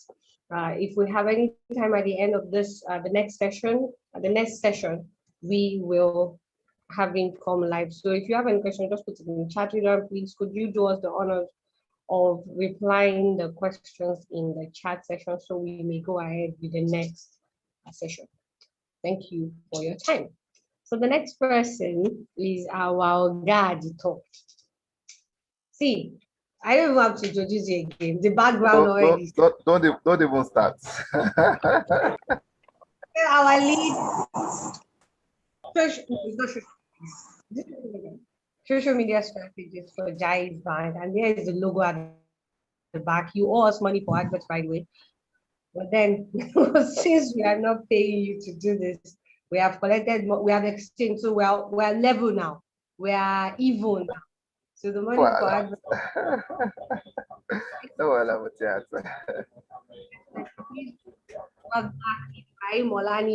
All the way from Abuja, taking the next session to probably to wrap this up, all the conversation the region has been having all morning, we help us wrap it up and put it into perspective. Make the expert enough to take his job. Take his job. Just stop this your watch Jerry, I beg. Okay. Before you what do you mean by giant bank? What does it mean? Sorry, I can't really get you, Mutia. Sorry, I can't really get you. So before you start, Okay. of what your work as a social media social media expert and strategist entails where you are. This particularly is important because there are people who would come to you to say, "Oh, I don't have a job. I don't know what to do. I don't have any skill," and then you tell them, "Be a social media manager," and they go, "No, no, no, that's not a skill. That's not a." Then there's somebody like do it for a living. Like, you really go to work, to amongst other things. Okay. What is Okay. Alhamdulillah. Assalamu alaikum warahmatullahi wabarakatuh. Let me be certain that you can hear me clearly. But if you say yes, I believe other people can hear me too as well. I can hear you. Okay. Alhamdulillah. Assalamu alaikum once again, everybody. I think it's my pleasure to be with us with my organs, not my mutiat. They're actually my organs. We are there supporting from the back end, and it's a pleasure to share the same platform with everybody once again. I would say um, the first speaker actually he has really touched visually everything I want to talk about. But before then, working with Jai's Bank, I would say it's really, really an amiable place to work with. What I do basically for them is just like the name entire digital marketer or digital strategist. Our job is to make sure that the brand are felt around the world, not only even in Nigeria, not only even in Africa. And if you observe that our branding, digital branding, we've actually achieve a lot than what they used to have before I joined them. We're trying to making sure we are increasing the promotion for the brand and see how far we can take them to reaching all the Muslims in the country so far. Brand building, content writing, adverts, and what have even business strategizing into as well as the case may be. To not bore us too much on this, I want to seek your indulgence, Mutia, please. I don't know how we're going to go about this. In Abuja here, I'm sure we have some participants from Abuja here. It's almost time for Salat. So I don't know how we're going to go about it. I'll try to rush the slide because I wouldn't want to repeat what my young chap have really done. I must say he has done justice to that. My jottings is filled up to the brim that I don't even know. I don't have extra space to keep writing what I've done from the one. The one, if you are there, I must say you have another fan, not just Mutiat now. I think you have plus one fan here, and it's good to actually hear from you. Permit me, Mutiat. I want this to be engaging. I wouldn't want to be sharing slides, showing the same slide one I've shared before, but rather asking participants what they've really learned. Let's take it practical now. Let's see how they are faring with their business and how you can help them to make their business even better. So it means you'll be helping me to unmute participants because I would suggest to you perhaps if anybody wants to respond to any of the questions I'm going to ask, they can do that by raising up their hand. So you can help me unmute them. Is that fine? Sorry, I can't hear you, Mutiat. Is it just me? Okay, are you there? Yes, I can hear you now. Okay, so I'm not sure if Shuaib is there, but I'll be here to help. I'm here. Okay, so my guy is there. He would okay, sort out. Shuaib. Okay, Yeah. did you hear what I told Mutiat, please? Oh, please, can you So say that again? just to save time. We don't have to start sharing too much slide like my brother have done justice to. Fine. So we just do what they've learned thus far. Let's make it practical and let's ask them questions to make sure they understood what you want said earlier. Is that fine, sir? Go ahead, please. I still have some slides to share, notwithstanding. Okay, I must tell you, Mutiat, on this platform, if you check, we have more than 3 or 4 linears. That means I have some of my family members joining us through here. You'll find them there. Okay, I'll be sharing my screen now. Okay, I'm doing that right away. Okay, please confirm you can see my screen, everybody. Yes. Okay. Okay. Initially, I wanted to walk us through this conversation. Introduction to digital marketing is one I've done that. I don't have to start all over again. What I'll be doing differently is this. Those of you that are patient enough to remain in this presentation, I will tell you that I'll be leaving you with impressive tools that you can use to take your social media to the next level. So one of the giveaways I'll be doing for us is this. I'll be sharing with you tools to make your content wow. That's the word wow. Like people used to say that content is king. If your content is whack, I'm sorry, you have whack followers, you'll never get engagement from your people. So all what you'll be learning again is this, getting creative with your mobile phones. What you'll be learning also, let's see if we can just show you steps on how to create a Facebook page or even run adverts on Facebook and IG ads. And interestingly, I'll be showing you exactly how we do it with my brand, Jais Bank. So you'll be getting to learn and see how we do it from the back end itself. And this is how we have been able to get our right customers on board too as well. I don't have to start all over with this one. If you check this, we want to walk us through all of these different brands, the social media. Most time people just do social media, they'll say, I'm a digital marketer. That's not true. If you do Facebook or Twitter, it's like that does not make you a digital marketer. Please don't tell people that you're a digital marketer because you can do social media. Social media is just one half of digital marketing. If you see the screen here, you see we have different types: SEO, content marketing, mobile marketing. The one mentioned affiliate marketing, pay per click, all those ones. They are all inclined there. I want us to unmute anybody that wants to tell me what is their biggest challenge from this, what they can see on the screen. Is it driving traffic to their business? Is it converting their traffic to customers or retaining their customers or all of the above? Kindly help me check who is raising up their hands and who wants to respond to this first question we are sharing with us, please. Who is going first? Anybody? Let's make it conversational, please. This digital marketing is always interested. So who is going first, please? Who is raising up their hand? Can you see anybody's hands? Nope. No. Nobody? So nobody yet? Okay, good. Okay, let me continue because of time. Okay, someone is raising up their hand? The first person is your sister. Okay, you can be mute. I could see Mustafa. Also, any of them can mute any of them. Okay, so Ms. Olanyo, please unmute yourself. Okay, my biggest challenge here is converting my traffic into customer. Okay, converting your traffic into customers. Okay, that's lovely. Thank you for that. What does Mustafa have to say, please? Okay. Mr. Mustafa. I have a similar challenge too. Can we safely say most people are having this problem? And I must tell you, even with that, we are calling ourselves digital strategies. This is the same problem we are also having. Interestingly, getting traffic is not difficult, like the one said earlier, but converting them to be converting the leads to loyal customer is where the real job is. We are going to share some insight on how you can convert your followers, your WhatsApp contacts, your social media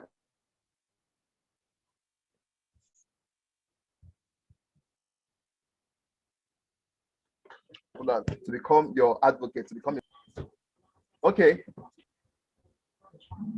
Hello, assalamu alaikum. Walaikum salam. Please continue. Okay, Mutia, because of like I told you earlier, it's going to be conversational. Or basically, I want one person to tell me whatever business they're into. Why do people buy from them? Can they meet anybody that resists up his or her hand, please? Why do people buy from you? Why do people want to buy from? They don't want to go to the next brand to buy. And what do you think makes them to come back to buy from you again? Anybody? Is any hands up, please? Like may I answer? May I answer the question?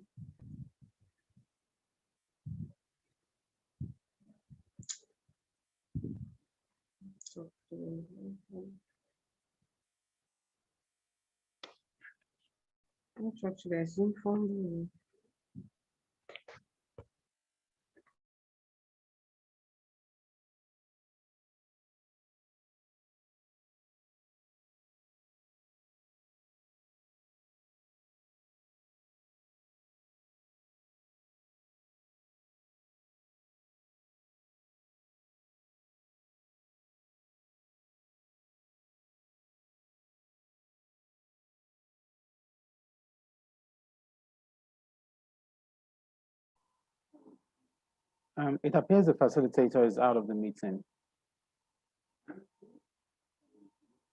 Or is it just from me? Assalamu alaikum. Alaikum. Salam. I can hear you. Oh, okay. I I thought think it he's out was of the okay. He'll probably rejoin. While we're waiting for him, the question he asked was that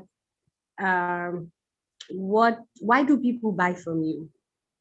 Do you know why people buy from you and why they come back to you?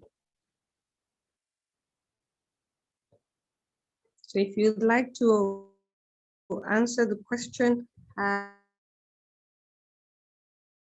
via voice, you can raise your hand and we'll unmute you. And if you are on this line, why do people buy from you? Because please, okay, Sister Mariam, it's easier to unmute if I get the prompt that you're raising your hand. So please raise your hand so that I can unmute you. I can ask you to unmute. Can everybody please answer the question in the chat?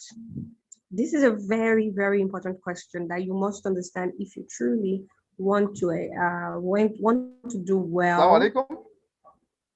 Walaikum salam, you're back. So yes, apologies, please. I don't know why this network is not digital this afternoon. Apologies, please. Okay, let me quickly go back. Samaya Madibayo wants to answer your question about why people buy from us. Okay, great. Please go ahead, brother. Please go ahead, Mariam. Oh, Mariam, sister, sorry. Samaya, please unmute yourself.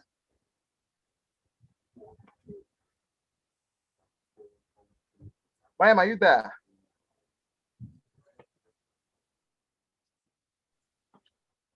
Mariam Madibayo, are you there?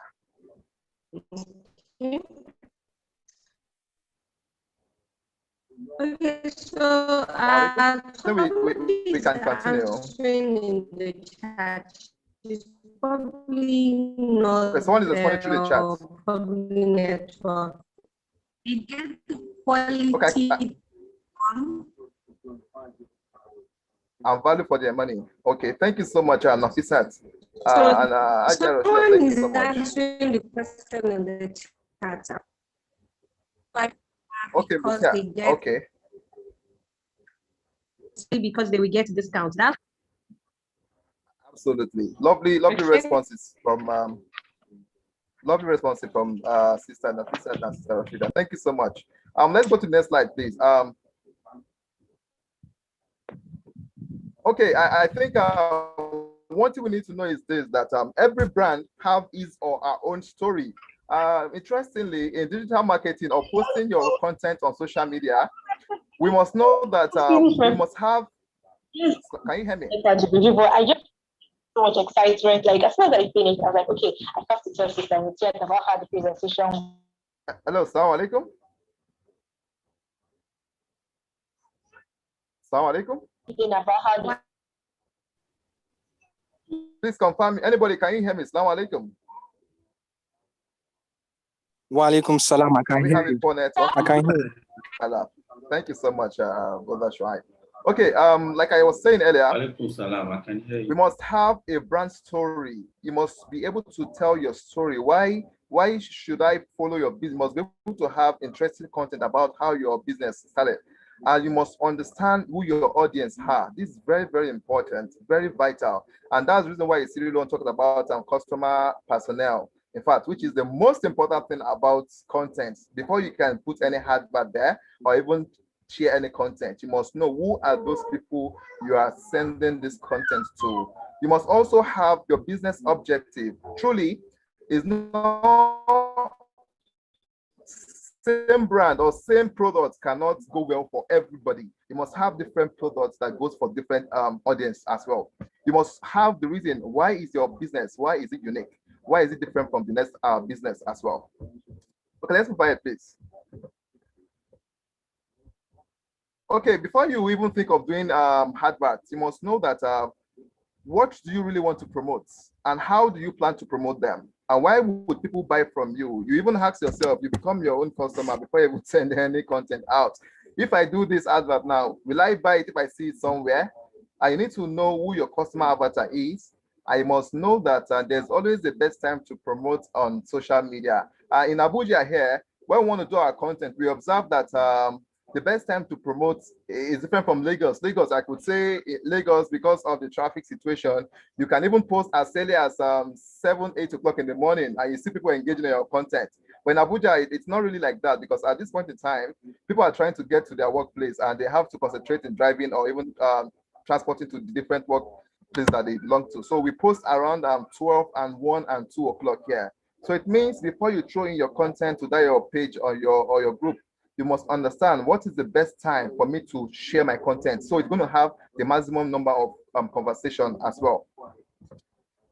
So you need to think long time with your key performance. I wouldn't want to talk too much on this because this I've already explained before. You need to also know how to help your customers. Most times, I think Nigerian brands are really not getting it well because we want to be the owner of, we want to get the profit all by ourselves. I'll give us an example of another American brand called Zappos.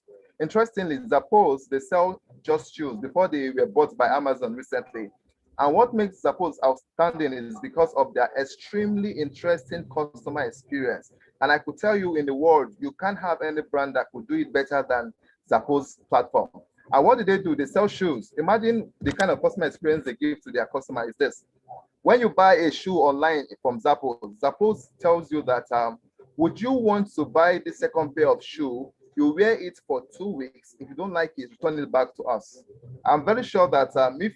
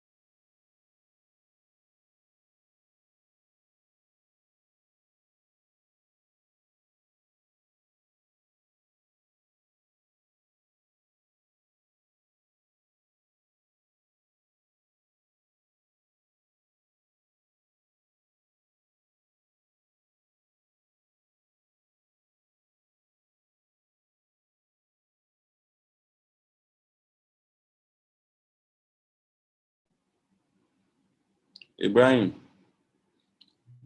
it looks as if Ibrahim is having a network challenge. Maybe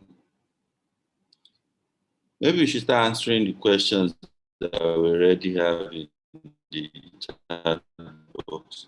Ridwan.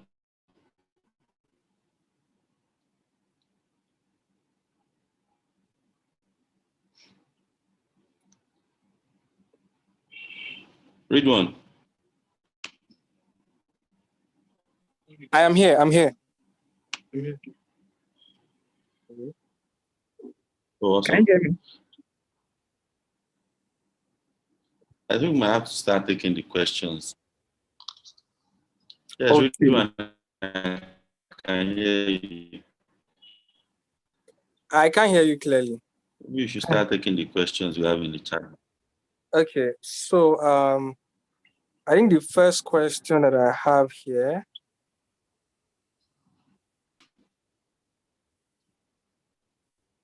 Okay, so for Twitter and LinkedIn, okay, I think I was talking about, I re-explained that. I talked about how when you want to target people for, say for example, professional courses, right? You don't go to Snapchat or you don't go to TikTok to do that, right? Or you don't go to Instagram per se to actually set a social media ad, you know. So you go to LinkedIn and Twitter. That's for example, for someone that wants to, you know, advertise personal courses or something, right? And then that's what I said about that. The next question is, okay, sorry about that. I think, please, who is that? I think you're asking about Abdulhamid Obile. Yeah, I'll type that down. Assalamu alaikum. Wa alaikum salam wa rahmatullahi wa barakatuh. My sincere apologies once again. I don't know what really happened, why it keeps sending me out. Apologies, please. Can we continue, please?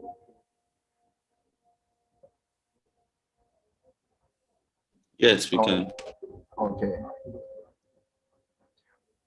Please confirm you can see my screen.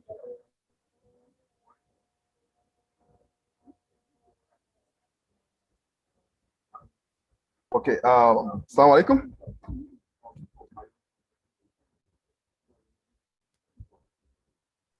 Wa alaikum salam wa rahmatullahi. Okay, good. Thank you, everyone. Okay, please, apologies. Let's go ahead, please. I'll try to rush this because I don't want this network to just cause kata in our presentation.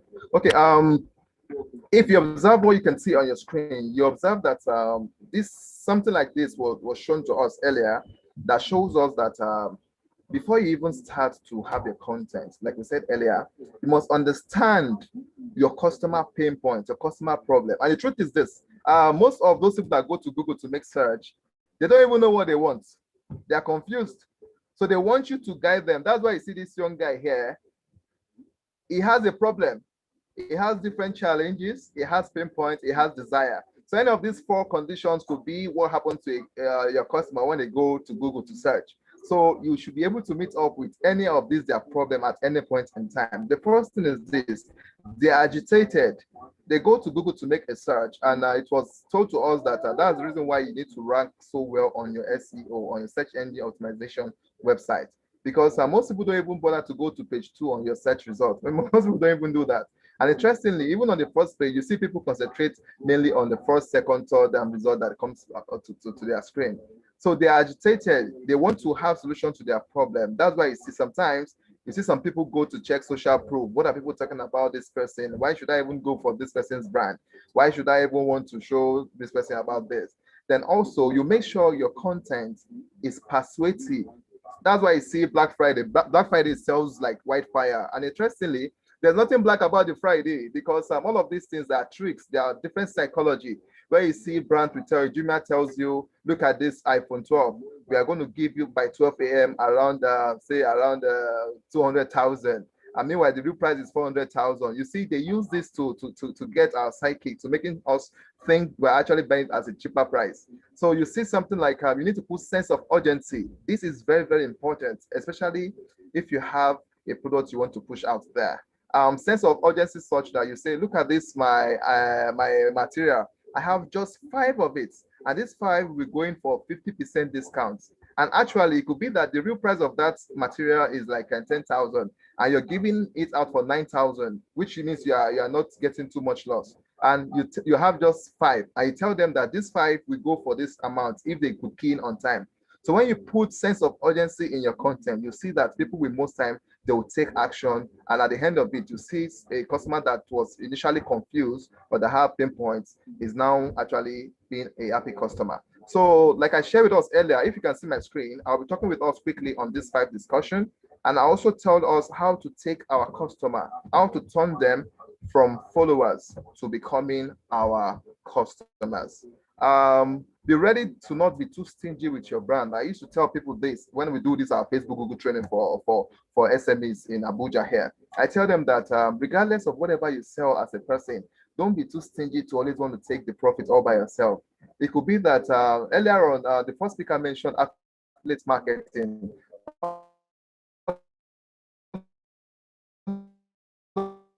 This thing works so well that they help you push your product out.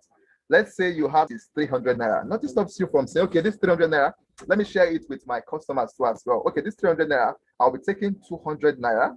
Anybody that helps me to sell this gets 100 naira. You'll see that everybody will believe that if I join this product movement, I'm going to make 100 naira from it. Why wouldn't I want to push this product for you? And that's why you see you have a lot of people that will be sending your product on social media, on WhatsApp, and what have you like that, because they know that when they buy this product from you, they are going to get some money too from it too as well. Always be ready to offer an award for referrals. Also, this is very, very important. You can run a contest like this works so well on Twitter, on even Facebook and Instagram too as well. Okay, buy a product of hers, post it on social media. The person with the highest likes get the same product free of charge. So you see that keyword they call free is very, very big keyword that it goes viral. Anytime Nigerians hear free, they want to key into it so well. So when you do all of these things, it helps you boost your value for your content as well. You should always be ready to have conversation and discussion on your social media page. Don't just post there and just leave them all by themselves. That's not good enough. So let's go ahead. Are you there, Malam Shoaib? Are you there, sir? I'm with you. Go ahead. Go ahead.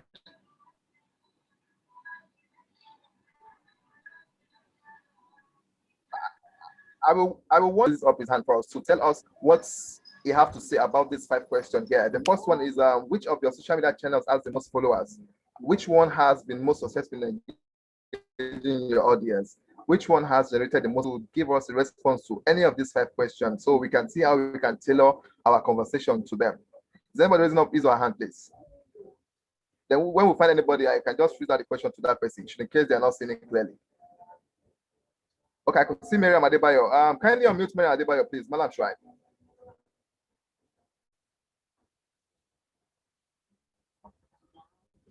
Please confirm you have unmuted Miriam Adebayo, please.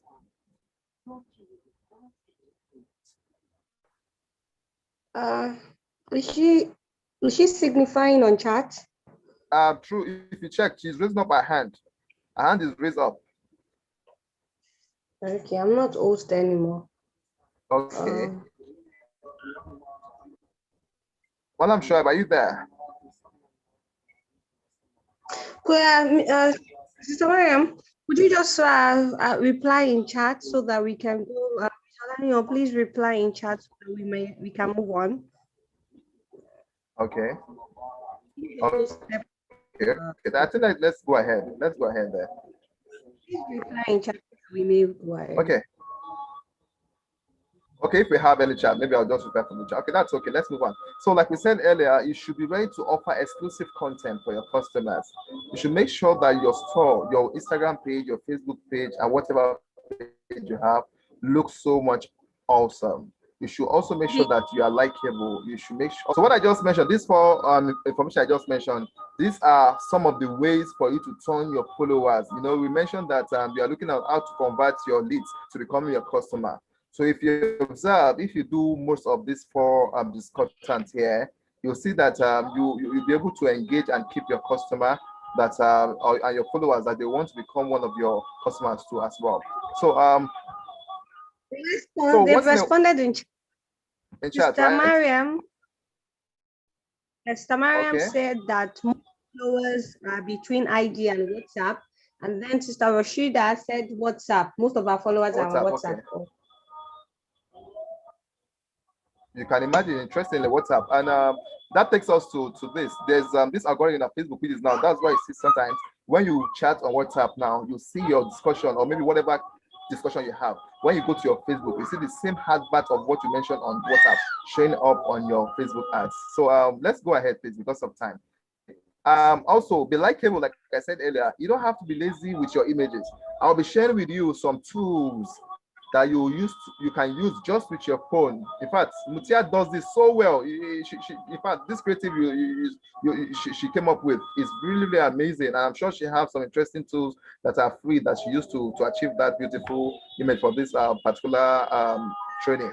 So you need to know that you show who you are by featuring fun photos. Most times we see brand, we are too strict with what we do. You have to be fun, like Nigeria is too stressful. So just make your content stress-free for your followers. You make them laugh, and when they laugh, you see them dropping their money for you as well. You don't have to sugarcoat your business. Maybe it's something you cannot achieve. You say, I can achieve that in no time. You have to be real with yourself. Yes. Then you also know that you run contests on platform. You can run different kind of contests. When you run this content, you have maybe not too expensive prices for whoever gets the whatever quiz or contest you have done. So when you have these strategies in place, you observe that you are going to turn your followers into your customers. When you have something like include a voting element to encourage your contest going viral. That's why you see, I don't know if you guys follow this contest that happened. It's a debate whereby you see the contest have to tell their friend, kindly vote for me for me to win this 1 million naira.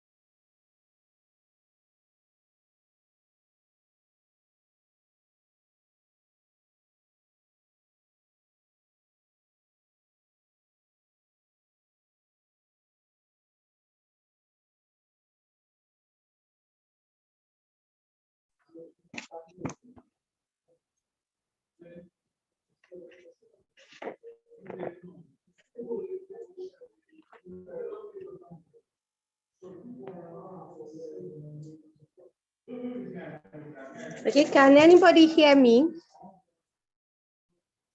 I want to be certain that it. Okay, so it is from his end, right? Yes. Okay. Okay, so while we're waiting for him to rejoin, can we start to put what we have learned so far into perspective? What did you take away from the last session? And yeah, what did you take away from the session so far? And what will you do better moving forward? Please engage and put your answers in the chat so that we can learn from you. And for those people who were late because of network or were thrown out when a point was being made, your sharing would really help them make up for that. So please share with us what you're learning so far. Thank you very much, Mariam Adebayo. So Mariam says that she's learning to tell brand stories. And that is something that is quite powerful. Storytelling is one of the most powerful tools you can use to sell yourself and your brand. Without doing any advertisement for myself, I know that I've been able to grow my brand in the last 10 years. Or let's not even exaggerate. In the last 5 years, I've really been able to make impact and scale my business because I consistently use storytelling as a marketing tool. So thank you, Mariam. What else are we learning? Who else is here and what have you learned? Okay, just Mariam. Is she the only one that is here? We have 21 people still here with us. What have you learned so far? Which of the tools shared would you be using moving forward?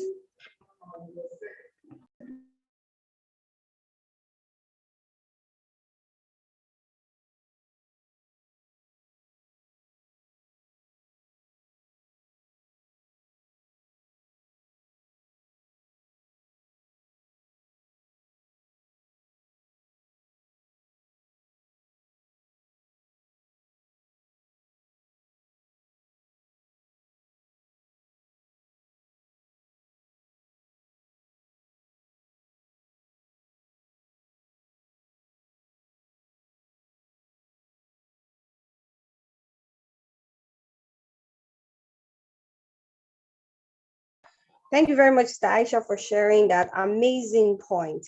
Paid and targeted ads grow your business faster. And that's the truth. That's just the truth.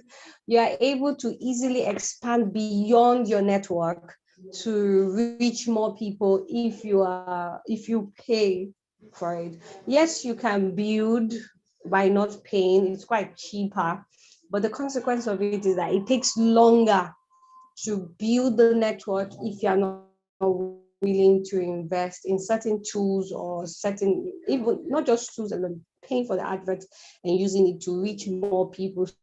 So let me give you a very simple example. Somebody sent me a product yesterday to do product influencing for her. And by the time I posted it on my own page, one of my friends, a couple of people already asking me, oh, please send me the number, please send me DM could you send me the vendor's number? And one of those people actually live in Ibadan, way out of so this sister, the vendor lives in Ekpe. She's a hijabi with a certain group of Muslim group, and in no way would she have come in contact with this person in Ibadan who asked for a contact. They don't move in the same circle.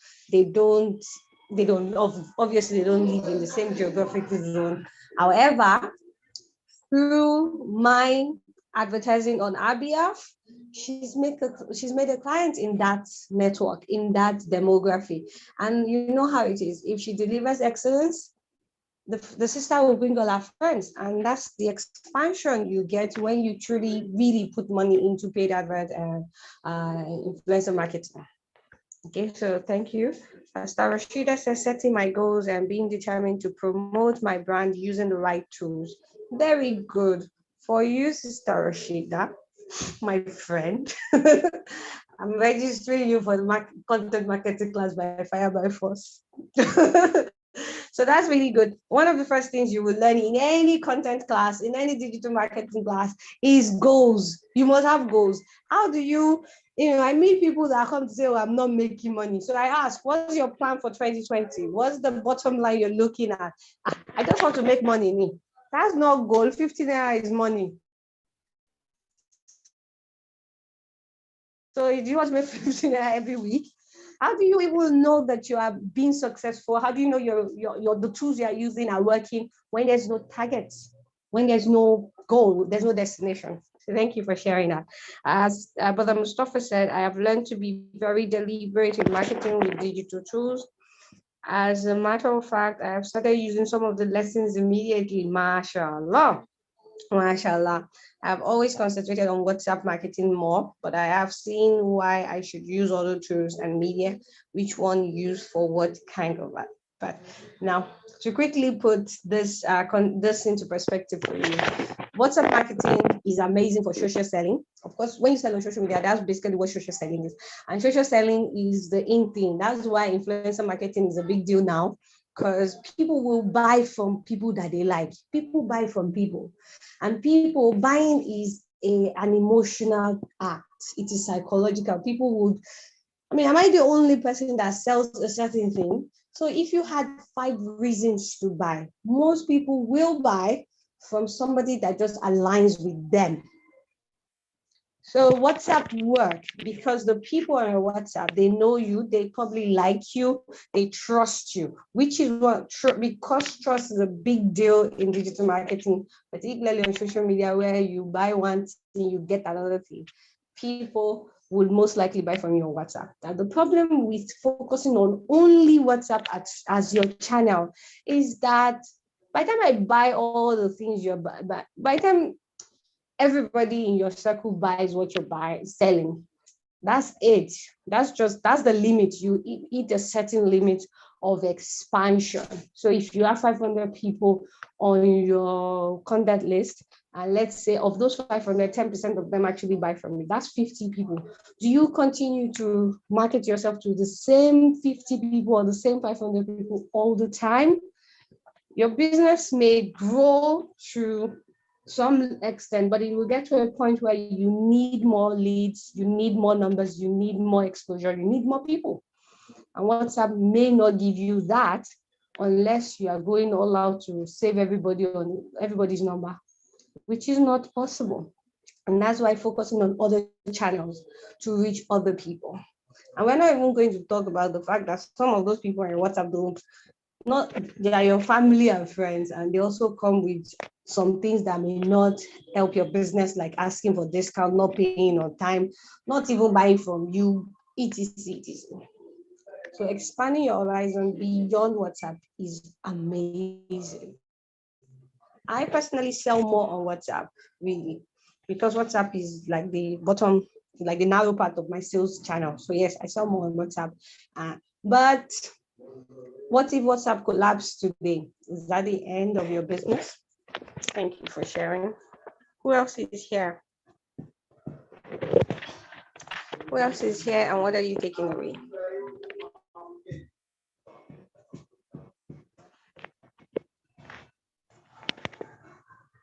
Is the facilitator back? Okay. I'm not sure it's back. Shoaib, are you there?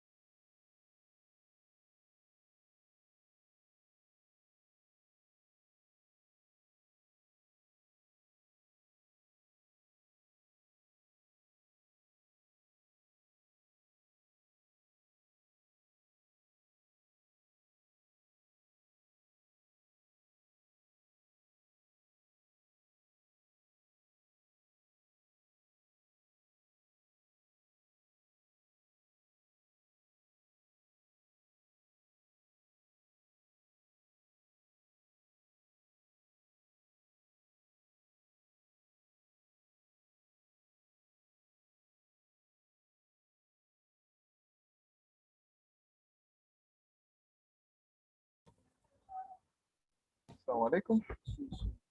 Assalamu alaikum wa rahmatullahi wa barakatuh. This network is something else.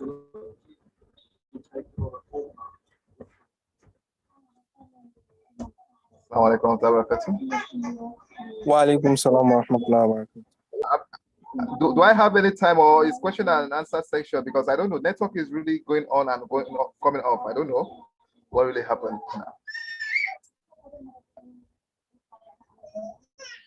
Do I have any time left, or this is the question and answer section? Assalamu alaikum.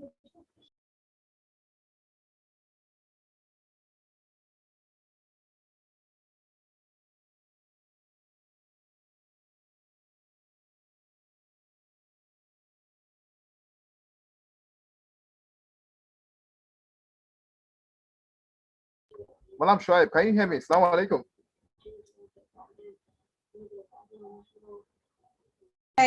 Yes, I can hear you. Please go ahead. Ashwai, thank you so much.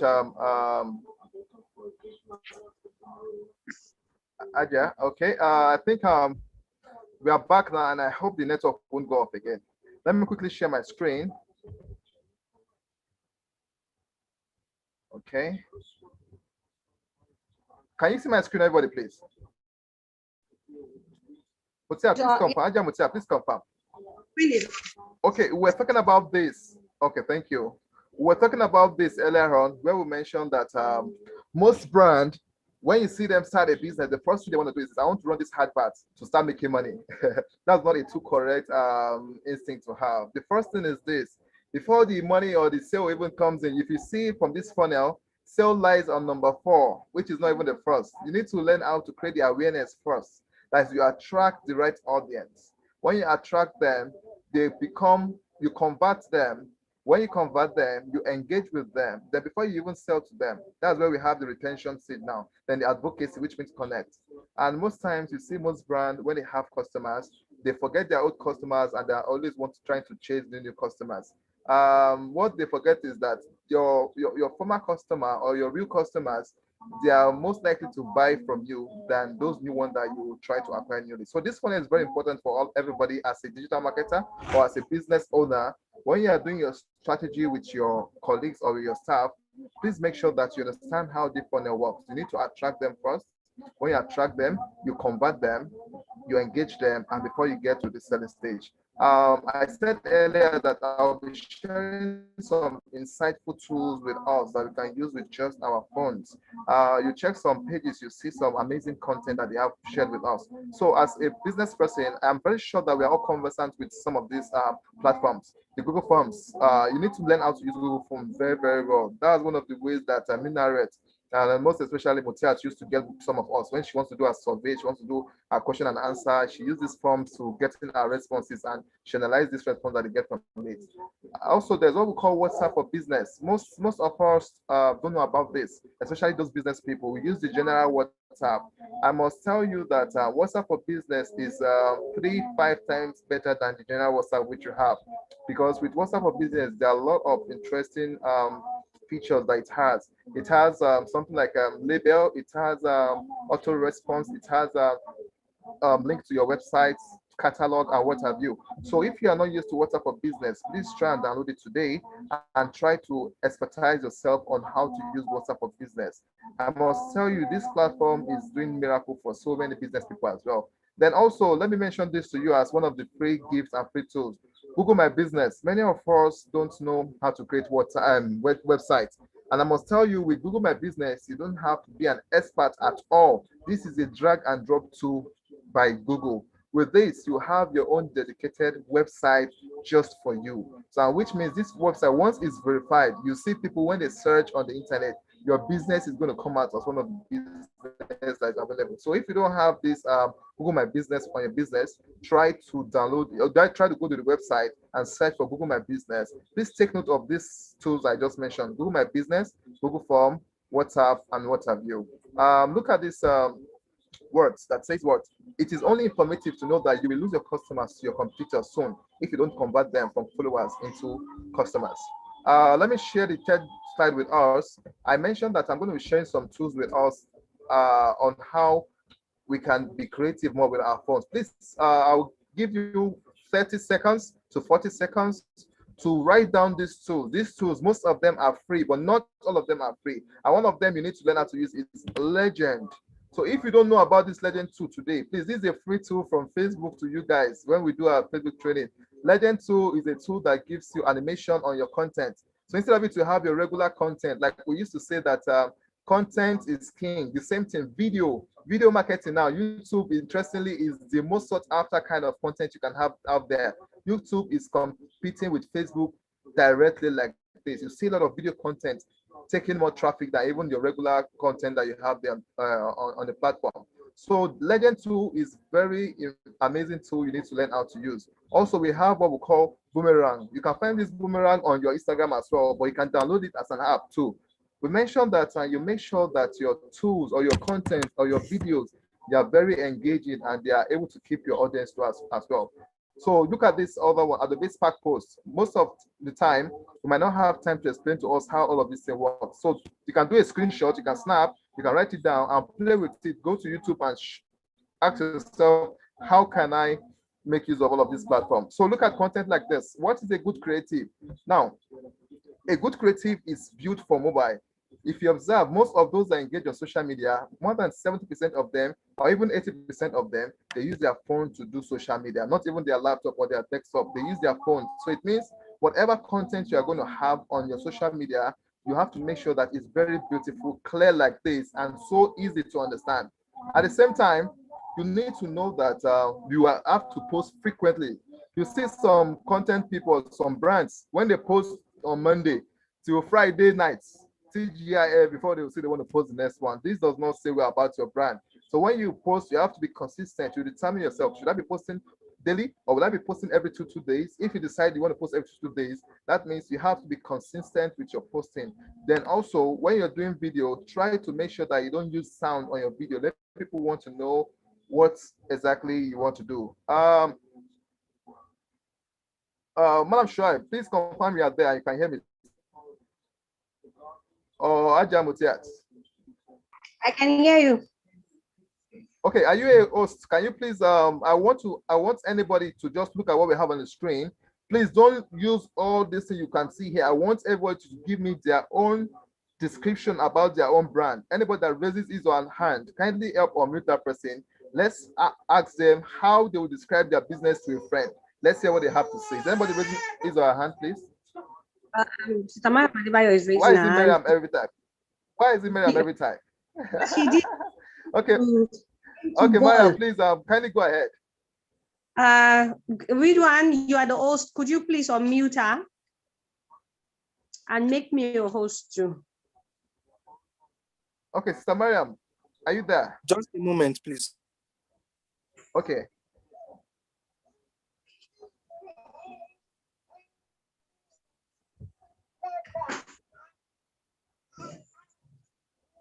Is Miriam unmuted?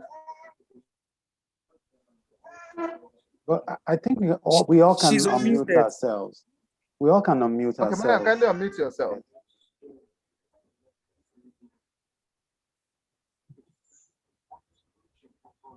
Your hand is raised, Miriam. Are you there? I want you to talk, not chat this time around. I want you to talk, please. Okay, Sister Rashida said she didn't get what I'm asking. What you can see on your screen now, we want you to describe your business in this different description we have here. So if you want to go ahead to talk, kindly raise up your hand. You'll be unmuted so you can tell us and this how your business, describe it to us or how you describe it to a friend. Is Mayam there? Mayam, we can't hear you. Did you join with audio? Okay, she's chatting and she said that we can't hear you, Sister Mariam. Or do we have anyone that wants to try? Anybody? Anyone, please unmute yourself. You can unmute yourself and go ahead. One of the best ways to make the best. Miriam, your audio is not connected. Is our audio not connected? She's still raising her hand. Mariam, please, we can't hear you. Please, can anybody just answer the question? Okay, I think we should just go ahead if there's nobody here. Okay, Miriam, go ahead. I think you are muted now.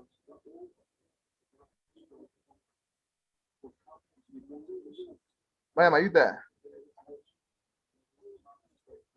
Okay, I think we need to just go ahead because of time. Okay, Can you see anybody No, hands she- up? Okay. No, she Okay. I'll be using one of my products as an example, and that is Okay. the boutique. I sell Okay. I sell sexy lingeries, and it's mainly to entice and number one, to make you look good in your home. At the same time, to entice your husband towards you as a kind of an advancement towards you, towards your other room, your sexual life. It's very attractive, and it comes in various sizes. I think, Okay, I think is that okay? you have sent a lot of people. I want to ask you a question while you respond to it. If I may ask you, you've described how you describe it to your friend. That's okay. What makes your business stand out? That's okay. But however, if I may ask you, your product, what is the age range of your product? What is the age range? Okay, the age of a product is from, let me say, from 18 upwards. That's people that are about to marry, and they married. Yes. Okay, when you say 18 upwards, is it from 18 to 120 years? Is it what? I didn't get you. Is it from 18 years to 120 years? No. From 18, no, 120. No. From 8, let me say from 18 years to 50. Yes, 50 there about. Okay, why you say I'm asking this question is because when you want to run adverts on social media, on Facebook, most especially, you don't make the age range too wide. From 18 to 50 years is more than 32 years. I think is a too wide age difference. So I would advise you to have 2 or 3 different ads. You can have from 18 to 25, one ad, run it different to target them. From 26 to 40, run it target them. Then from 41 to 50, run it target them. Now, when you have 3 ads, that I'm sure that you can't have the same content. An 18 years old might not be wearing the same size of the same with a 20 something years old, something years old. When you have different content running, targeting different audience, I'm very sure you have a better result in your advert. That's one of the mistakes that people make. They make the age range too wide. 18 to 20 to 50 is too wide range. It sometimes confuses even Facebook itself. So if you've been doing this, please use this star I gave you out. You can have 2, 3 different ads, shorten the age range. You get more and better result from your ad. I don't know if that is fine. Thank you. Okay. So thank you for that response. Because of time, let's go ahead. Mariam, I think we lost you earlier. We couldn't hear you. So if you're having content on your social media, when I say content, it's video, it's pictures, it's text, and whatever. Those are content. You should make sure you have video adverts.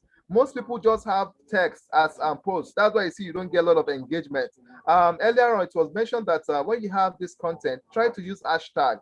Hashtag makes you discoverable. Most times you just post, let me say, my cake, without writing anything about it. When you write a story, Motiat is very good at storytelling. She knows how to tell an impeccable story that before you even finish reading it, you have dash out your ATM and say, go and start to withdraw everything and eat because this your story is too interesting.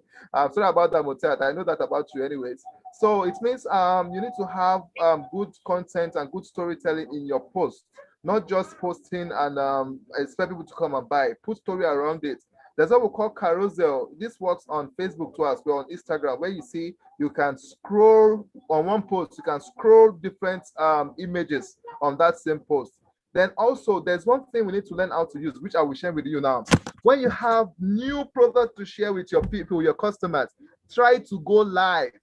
Instagram have live, Facebook have live, any other live platform that you think you have. When you go live, it will notify your followers such that they want to know what you're talking about. You know, that's why you see all of these celebrities doing live shows, people coming to hear what they have to say.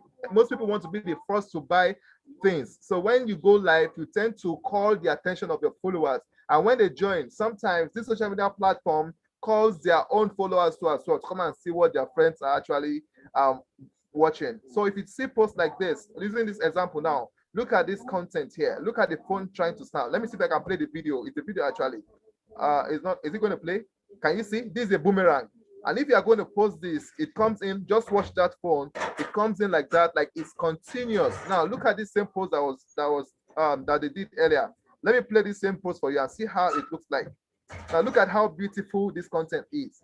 So when you're having content on social media, make sure your content is very amiable, very amicable, very fine, and very good looking too as well. So let's move ahead, please. The tools I shared earlier, the legend, the boomerang, and every other tools I shared, kindly play around with these tools. You'll be certain that we are going to be having a better content. Another tool I'll be sharing with you is what we call Video Shop. Look at this tool here. It's called Video Shop. This look I'm dragging here. Download it from Play Store or from App Store to learn how to use this platform. Let me see if I have time to share this with you. I'm very sure most of us know how to create a page on Facebook. If you don't know how to create a page, I'll be walking you through on how to do this. Most times people do not know that there are differences between profile and page on Facebook. Let me show us an example. This is a profile page, and this is a business page. If you observe, you see that the interface is a bit different. With a profile page, this talks about you personally, but with a business page, you could do more. You cannot run adverts on your profile page. It's not possible. You can only run adverts on your business page. Also, you can only create a business page from a personal page. So if you don't have a personal page, you cannot create a business page. I hope we understand that and get that right, please. Then when you have your profile, you go to your settings here, you click on create page. When you click on create page, what you see next is this. It tells you, tell us your business name and the category of your business. You tell the Facebook on what you want to talk about. After this, you fill all of these questions that you'll be asked. After this, you see this page, which tells you, now there's what we call cover page, there's what we call profile picture. This one here, my mouse is hovering, is called profile picture. While all of this one, my mouse is also hovering, it's called your cover page. Cover page could be different adverts or different posts of different time you're doing. Then you can see here, this cover page is being dragged to fit in this cover page location. So you see, this is a beautiful cover page, and this is another amazing profile picture. So this is exactly how your profile page looks like on Facebook. Because of time, we might not have time to talk about all the different types of page that we have to as well. So this is a simple difference between Facebook profile and Facebook page as well. This presentation, we might not have all the time to tell you how all of these things work. It's just to give you an heads up and help you to solve some of the problems and challenges that you have. So you can go back there, sit down, relax, and take this challenge one after the other. So there are a lot of things you can do on your Facebook page. Auto reply, you can do video, different things. You can run adverts, you can schedule a post. The post goes in anytime you give it to do. So let me see if I can run you through my last slide here, which is about the adverts. When you run adverts, it is said that you'll be able to reach out to more customers, even those that are not following you. You'll be able to control your audience and budget. You'll be able to measure your results too as well. So when you see something like this, I hope you are still following. There's what we call boosts and there's what we call promotes. Most times, if you see people that are not too digital savvy, they use what we call boost posts. With boost posts, Facebook gives you a template, different advert settings, the interest, the behavior, the location, everything. You can set it from there. But if I were to do an advert, I won't do boost posts. I'll use what we call promotes. Promotes gives me the avenue to set different parameters from the business manager too as well. But if you're starting newly, you can start with doing boost posts. Facebook takes you to different category of boost posts that you can have. This interface happened to be the old interface of Facebook before they did an upgrade in their interface recently. So when you click on boost posts, you'll see different content that comes out. So when you boost your post, you must have clicked on a particular content or creative that this is what you want to post. So this is the kind of interface you see. This place you see where my mouse is hovering is where you set the age difference of those people you want to see your adverts. You can decide to click on people that like your page. If you have high number of followers, you boost and promote your posts to those people that already like your page. Then people that are your page followers, their friends also get to see this. So after this, the interface you're going to see is this. You can either decide to upload an image or use the already image you have actually uploaded before. Then you see something like different call to action. This is very, very important. And interestingly, Facebook is integrated with WhatsApp, whereby when you run adverts on Facebook, you can take your adverts to come to WhatsApp. So you engage them on WhatsApp. So all of these call to action, you can select any of them from your advert stage.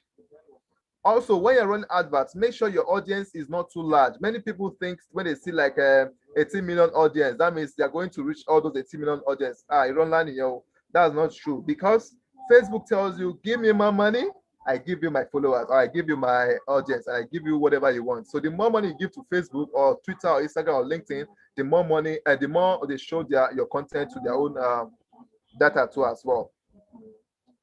So you can set how much you want to set for your advert. You can set how long your advert is going to run. These are the things you can do on adverts on Facebook. So sometimes some people use their dollar card, some people use their Naira card. You can use any of these things, and all of these things can be done from the setting and from the back end of your Facebook page. Then you make sure you follow your insights. When you're running adverts, you check your insight. How is your performance like? Hope your advert is making sense and not just doing advert to waste some money. So all of these things can be done. And I mentioned something earlier on, right? Let me just tell you a latest algorithm that Facebook actually do. If you can see this page from your screen, when you have a conversation on WhatsApp, do you know that your WhatsApp shares that conversation with Facebook? So that's why you see when you talk about, I want to buy new shoes, I feel like getting new shoes. Just chat with this with your friends on WhatsApp. When you go to Facebook, the first advert you see is advert on shoes. This is how far Facebook have used our data and our information to get us. But what can we do about it? We can't do anything. If you want to stop this from happening, the only way is to stop using internet, and we can't do without using internet with this kind of age that we have. So I want to end this with this key takeaways with this. When you run adverts, you'll be able to reach more customers by using promotions. Be able to customize your audience and set a budget. You'll be able to measure and manage your ads using page insights. I want to leave us with this beautiful training from Facebook called Facebook Blueprint. So play around it, go to Facebook Blueprint to learn more on how to do advert from all of these things we have been talking since morning. If you're able to complete this course with Facebook Blueprint, I'm pretty sure that you'll be able to call yourself, maybe if not expert, at least you call yourself like a average person on running Facebook ads too as well. So at this point, I want to end this. And we hope you're going to have 1 or 2 questions for us to assist you with. So thank you very much for your time. Over to you, Mutiat and Madam Shraib. Jazakumullah khairan. This was very insightful, mashallah. What wanted to do us bad, but our heads strong. Very strong. All our heads, mashallah. Well done. And thank you for the insights. As I've listened to you and Ridwan, one of the things that just came to my mind is that, hey, do these people know what they are getting for free? Like these are content we actually share in content marketing class for people. And here you are. Thank you so much for being so generous with the content. And I pray You're that welcome. You're welcome. For you or the day matters the most. And for everyone, time everything that just finished 2 and we're just 1 minute shy of 2. If you have any questions, please unmute to ask it. If you're too shy to speak, you can put the question in the chat. We can take 1 or 2 questions before we close this for the day. If anyone has a question they would like to ask, whether it's for Ridwan or please ask. Mr. Mayam, your hand is up. Please unmute and ask your question.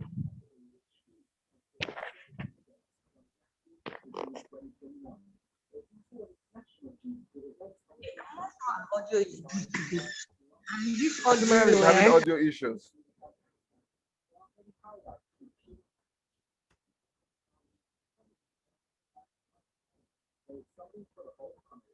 Okay, Aja Mutiat, can you hear me?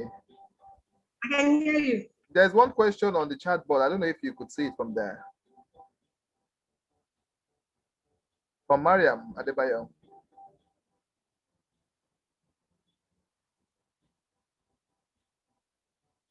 Okay, so Sister Mariam is asking, is Facebook ads different from IG ads?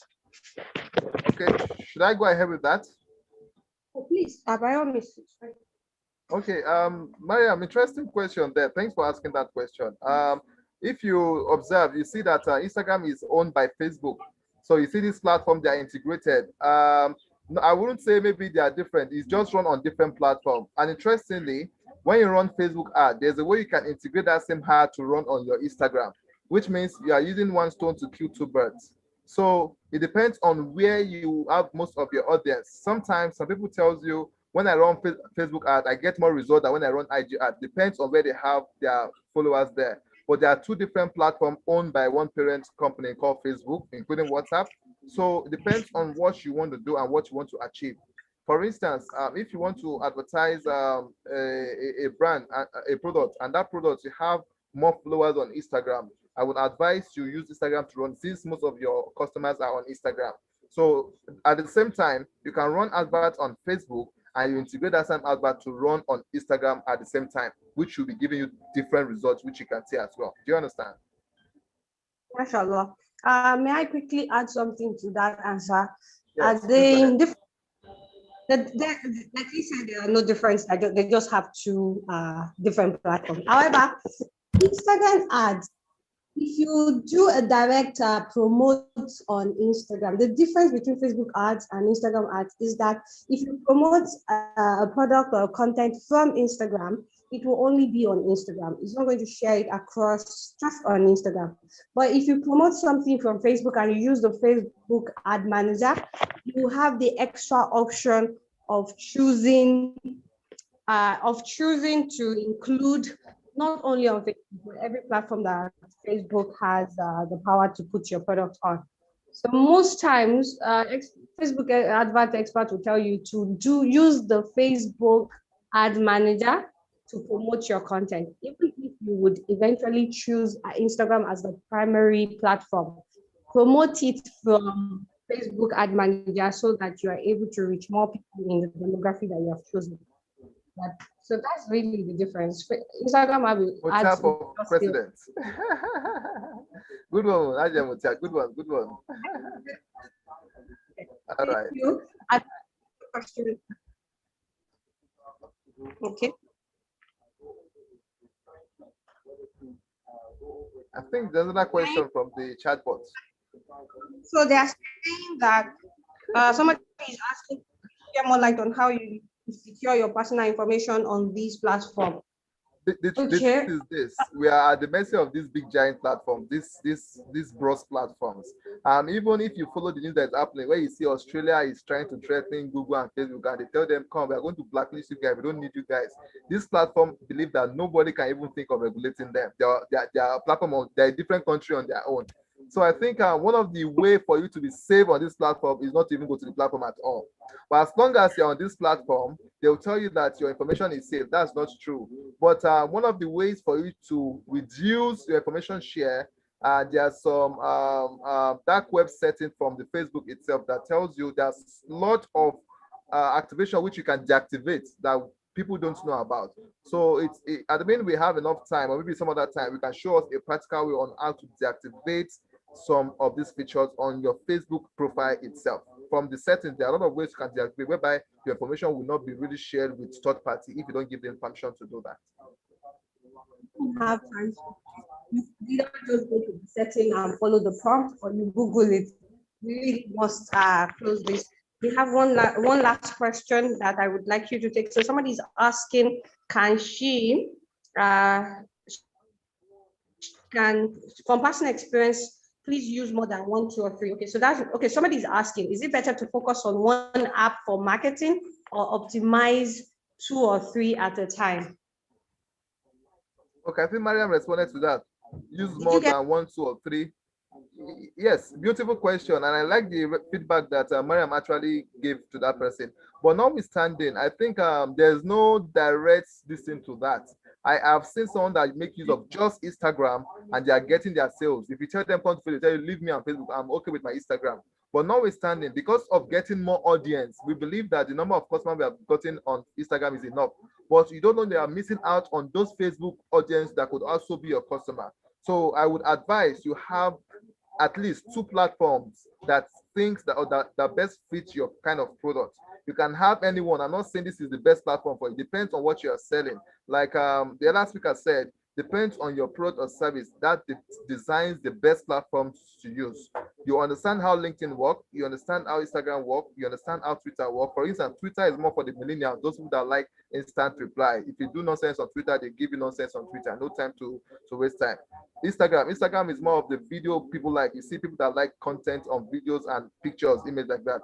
Facebook is a mixed one like that. LinkedIn, the same thing like that. So it depends on what you think your product is that will determine the platform that best suits your kind of product. But at least be in at least 2 platforms. And interestingly, TikTok that happens to be a platform for millennials is getting the wave now. People brands are looking at adopting the TikTok marketing now. So there's no direct answer to that.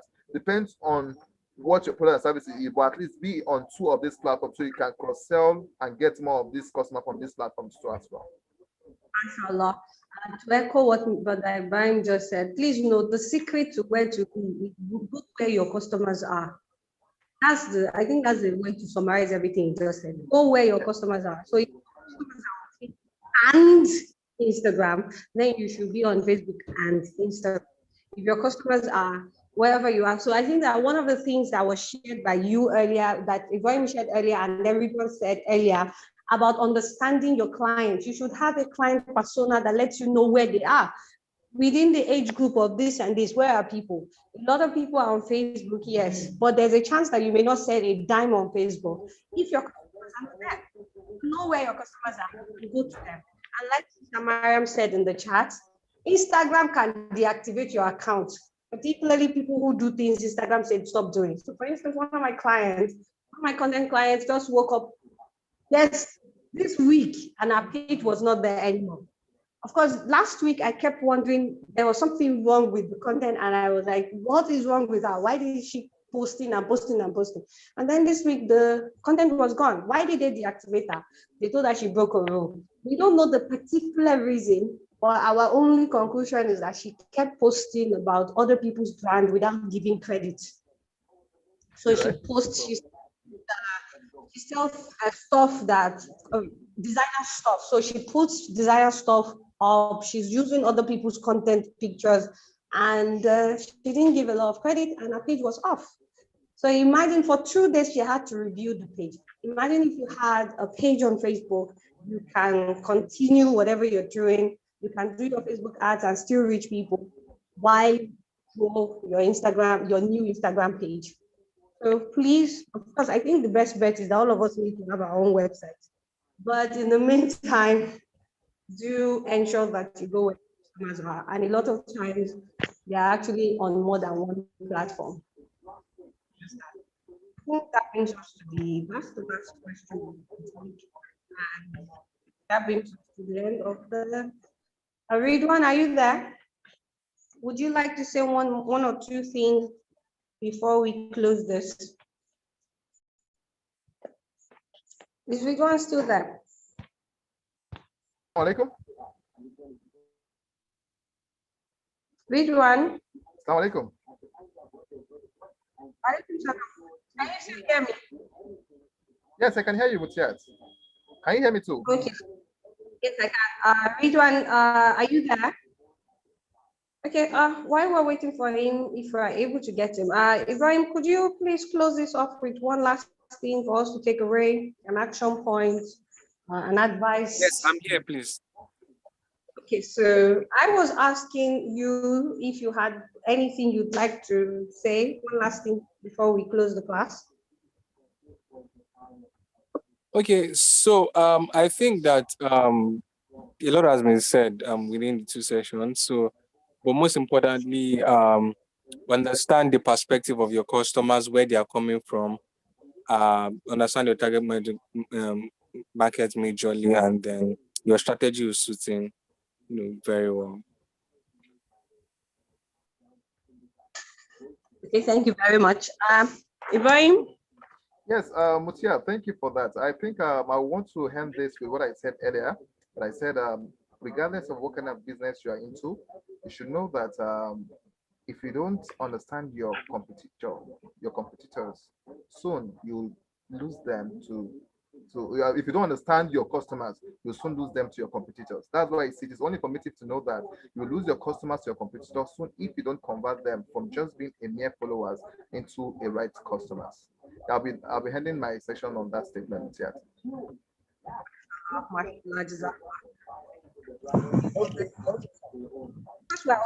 Please, we promise to come back again. We hope that Okay, sir. It's all right, sir. thank you everyone for joining. Maria, Mrs. Olani, or all the other people that have been here since the beginning. I hope that this has been worth your while, and I pray that Allah bless the knowledge for you and make this the beginning of story bags, come back, plenty bags. Allah. So this Amin. Assalamu alaikum. Mutia.